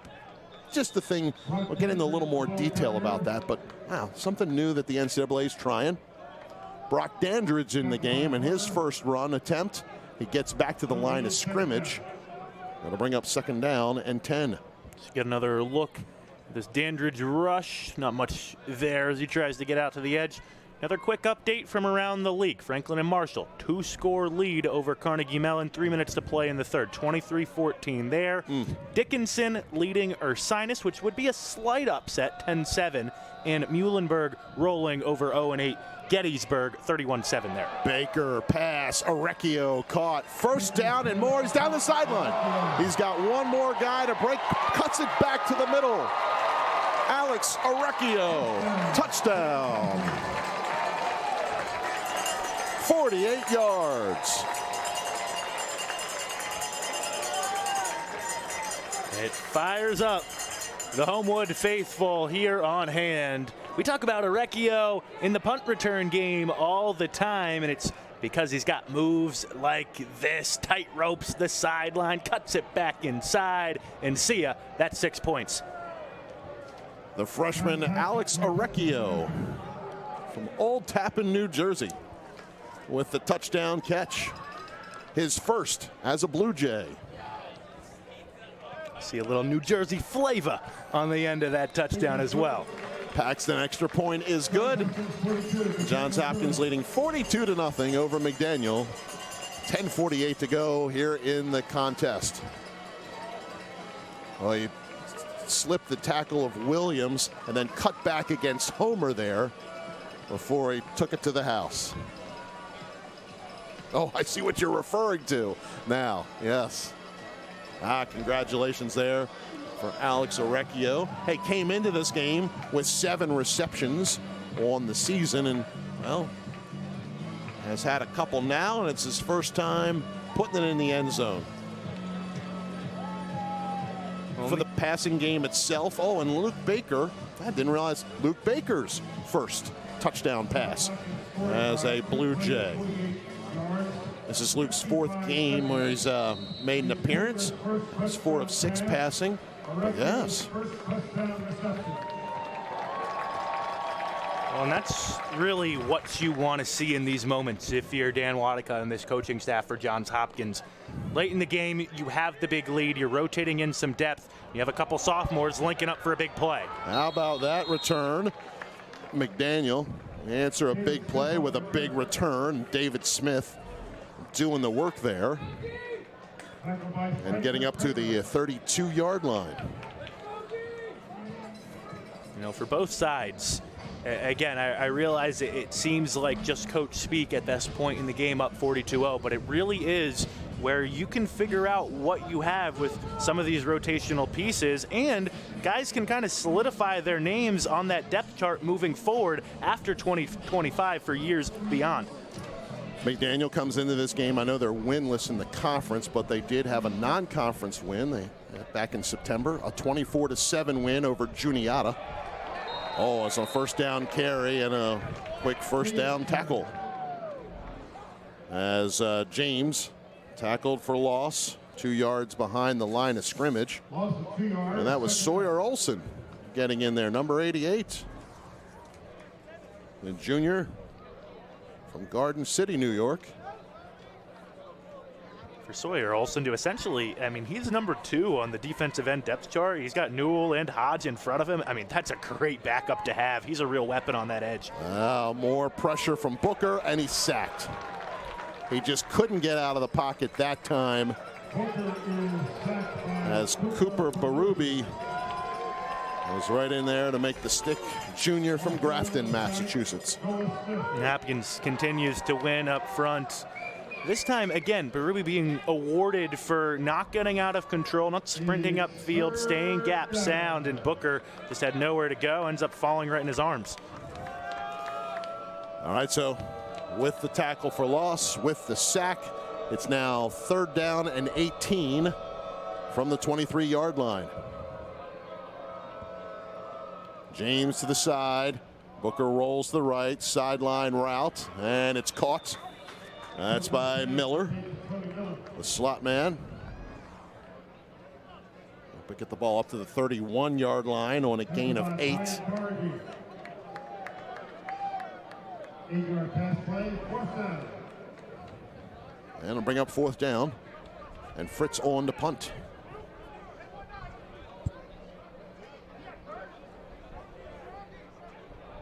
Yeah, on the return side, of course, we're used to seeing Alex Orecchio with the punt returns.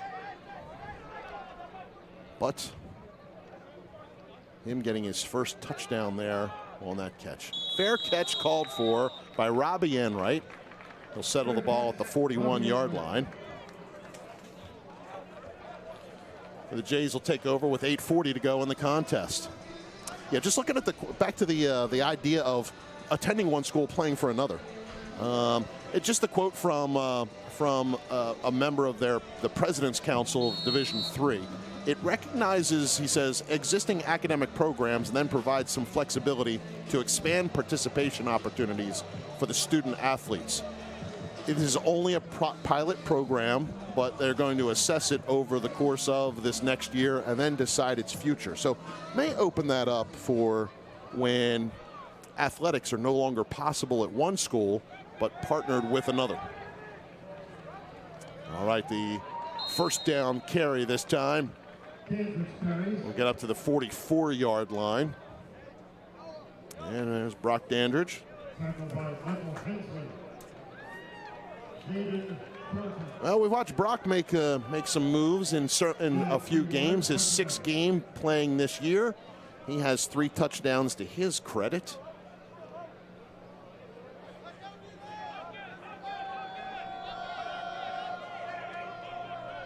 And so the gain of 3 will bring up 2nd down and 7. All right, Baker, plenty of pocket to use and time, and he's found his man.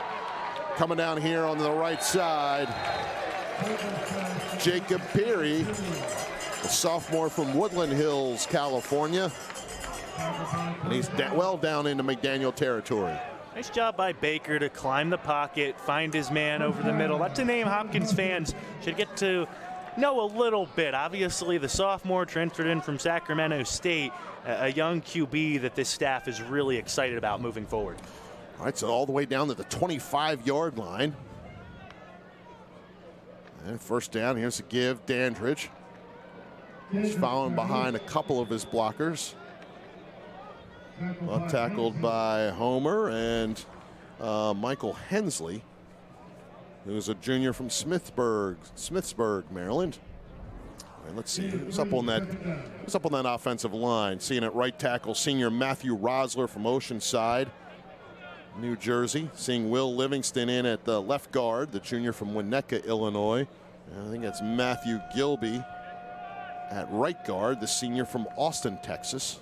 Of course, we've had Machowsik in at left tackle for a few series now. Dandridge bounces it to the outside before he's brought down at the 12-yard line. Boy, Tavon LeGrande with the tackle, and now he's up on his feet. You can see he took the brunt of it. Looks like he brought Dandridge right down on top of himself. Sure, he's trying to catch his breath. Tavon LeGrande, Steelton, Pennsylvania. A guy who was recruited by Coach Foltz to when he was coaching at King's College, but lucky to have him there. Remember the Green Terror last year in this. All right, where do we stand now? 1st and 10 at the 12-yard line. Can get a 1st down, and it's Dandridge left side, and he's got more running room. Tries to cut it back inside. Saw somebody try to strip it out, but was unsuccessful. And Dandridge down to the 1-yard line. So he gains 11, gets the 1st down. It's goal to go. See if he gets it. I just saw somebody windmill try to rip that thing out. Oh, that was Williams. Imagine they're keeping this on the ground. See if Dandridge can punch it in. Notch himself in that TD column. Jeff Schroeder had 2 to open up this game. John Bechtel in a heavy package with his 1st touchdown. And now here's Dandridge, left side. Oh, nice job. Got bottled up quickly. And ultimately it was Murphy making the tackle. Right there was Allen and Dante Evans, who's a sophomore from Abingdon, Maryland. That's up in Harford County, more northeast of the state. Clock runs, under 5 minutes to go here in the contest.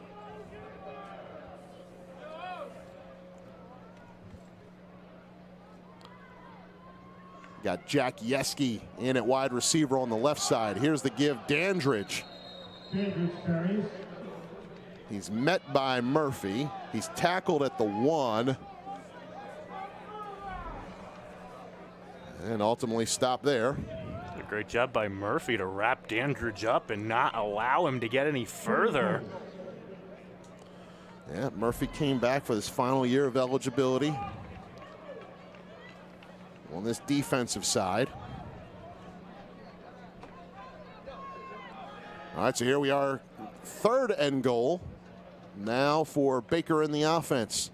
And, oh, fake the give. Baker can't come up with it. He lost the handle. McDaniel recovers. Oh, just another read right there between Dandridge and Baker. And this time, the ball was just never corralled.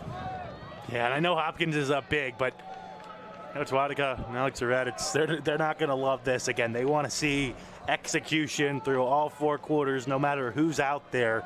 Tough break there for a couple of the depth guys rotating in. Another takeaway by this McDaniel defense, and ultimately it was Bryce Allen on the recovery. And so the Green Terror take over with under 4 minutes to go from their own 6-yard line. All right, first down play. Booker rolls to the right. Berube in pursuit. Booker will get and take it to the sideline. Get out of bounds. Out at the 17-yard line. Steve, update for you from Pittsburgh. Nick McCullough, 30-yard TD grab, cuts the lead down to 2. 23-21, now down to a minute left in the third quarter of that F&M at Carnegie Mellon matchup. Franklin and Marshall driving, trying to extend that lead back out to 2 scores. Wow, you said it's in the third quarter, huh?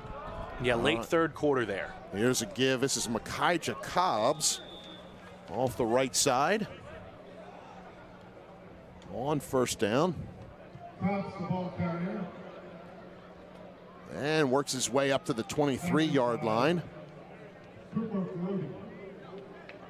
On a gain of 6. They'll bring up second down and 4. Seen a couple other Jays that have been in this game lately. As fake the give, and Booker, the keeper, on the option. He takes it off the right side. First down and plenty more.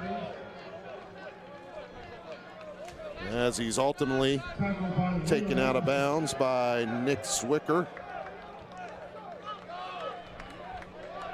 at the 39-yard line on a gain of 16.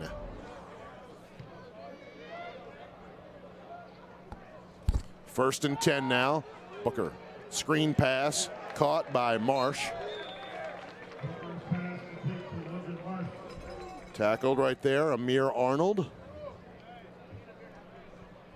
at the 42-yard line. It'll bring up second down and 7. And you see the Terror looking for a little tempo here in this drive.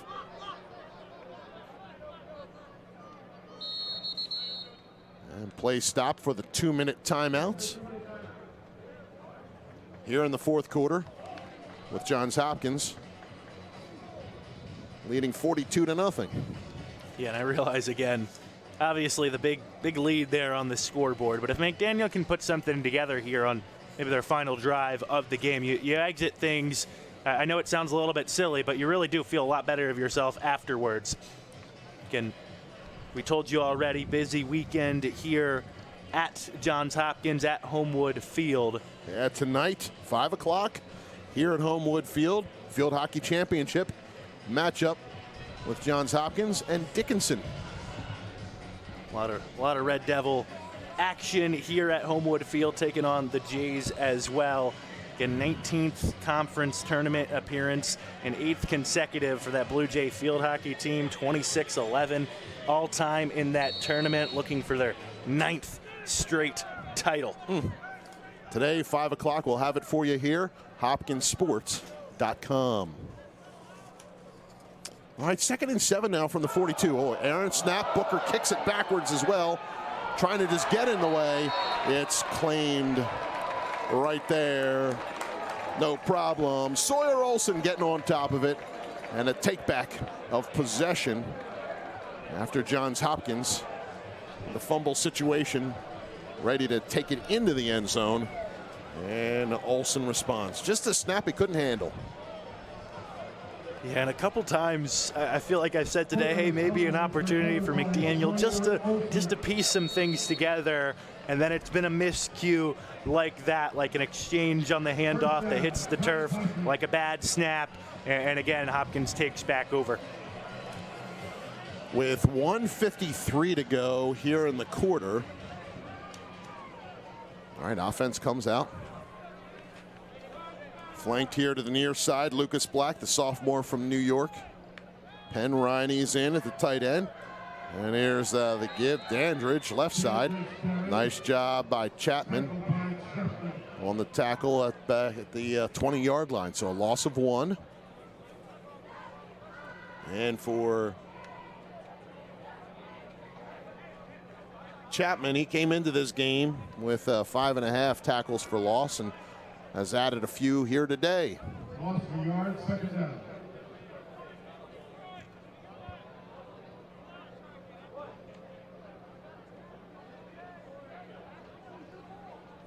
All right, Dandridge in the I backfield. Clock winds. We're at 1:14 to go here in the fourth quarter.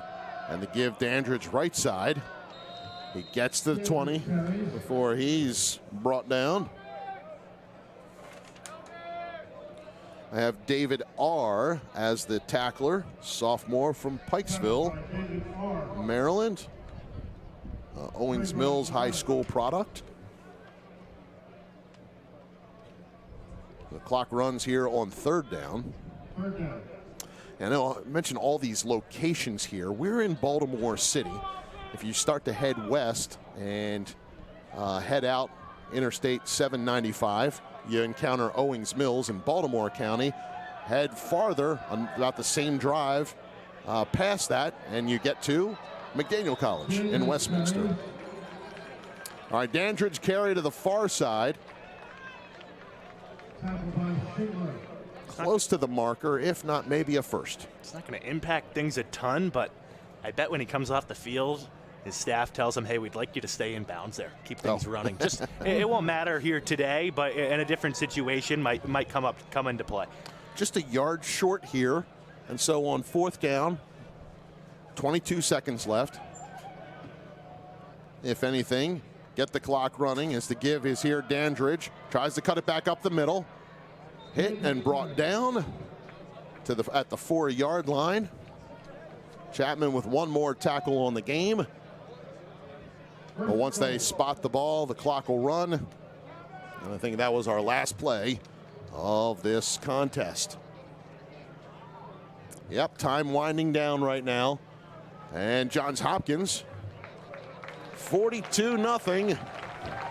Final seconds tick off. Game officially over now. First shutout here in 2025. Nice job by that Johns Hopkins defense today. 4 full quarters. And the final score, 42-0. Johns Hopkins a winner. 9-0 now on the overall in the mark for 2025. And now perfect 6-0. Still perfect in the conference. And for McDaniel, they have yet to find their first conference win here in the Centennial and are 1-8 overall in this 2025 season.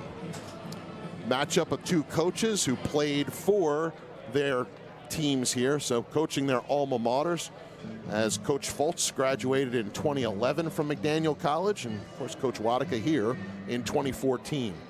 So Jays with the win, and now it's all about what's going to happen in that Franklin and Marshall Carnegie Mellon game. And Steve, I'll give you one final update from Pittsburgh. 23-21, still the score, now into the fourth quarter between those two opponents. Of course, really deciding there that matchup, what will be on the line, either a full title, outright title, or a share of the title next week between Johns Hopkins and Franklin and Marshall. But today for the Jays, just an awesome job at handling their business quite simply. Of course, you've already put together an awesome year. You add another win into that win column, and there was just no drop off after, of course, you've strung together some great victories. You wonder against a struggling McDaniel team, is there going to be any lack of focus? And there wasn't really from the start for the Blue Jays today.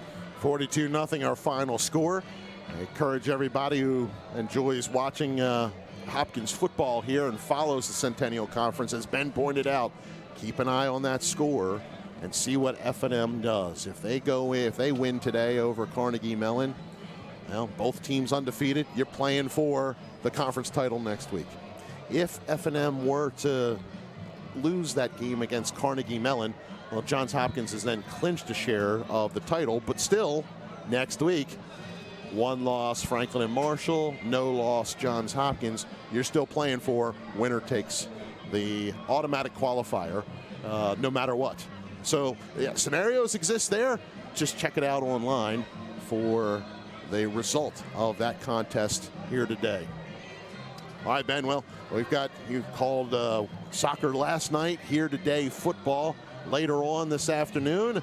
Field hockey here on hopkinsports.com, the Centennial Conference Championship. Good luck to those on the soccer teams that are playing on the road tomorrow.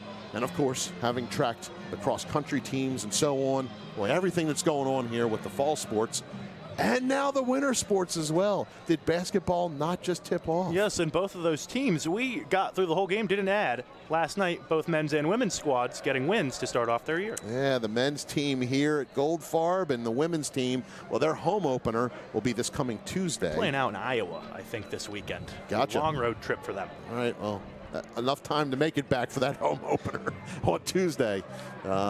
So everything going in this one of these couple crossover weekends between the sports. Well, we certainly thank you for watching Johns Hopkins football here today. Big thanks, of course, to Ryan Davis and his crew for showing us all the right pictures, giving us the good replays here this afternoon. Thanks to Ernie LaRossa, Jill Geis, and the sports information staff for helping us here this afternoon, as well as Jason Eichelberger at McDaniel College for making sure that Ben and I are properly prepared for today's contest. All right, Ben, well, that does it for us in the regular season. We certainly hope that we'll be back with you in the postseason for postseason action. All depends on what happens next week, maybe a little bit this week, and then, of course, the seeding and the announcements of who's playing what, who's playing whom, and where. It all remains to be seen. So, well, we'll leave you with this. Johns Hopkins football is undefeated at this point, headed towards a possible share of the Centennial Conference crown, or maybe the outright deal, and NCAA playoffs in the potential future. All right, a lot of possibilities there. Let's get some surety, huh? What do you think, Ben? Ben, it's been a blast working with you I'm here. hoping we're back here in, just after Thanksgiving that would be, right? You got it, yep. There are first-round buys that exist now in the NCAA playoffs, and so first-round matchups before Thanksgiving, bye teams play after Thanksgiving in that second round. We'll see how it all plays out.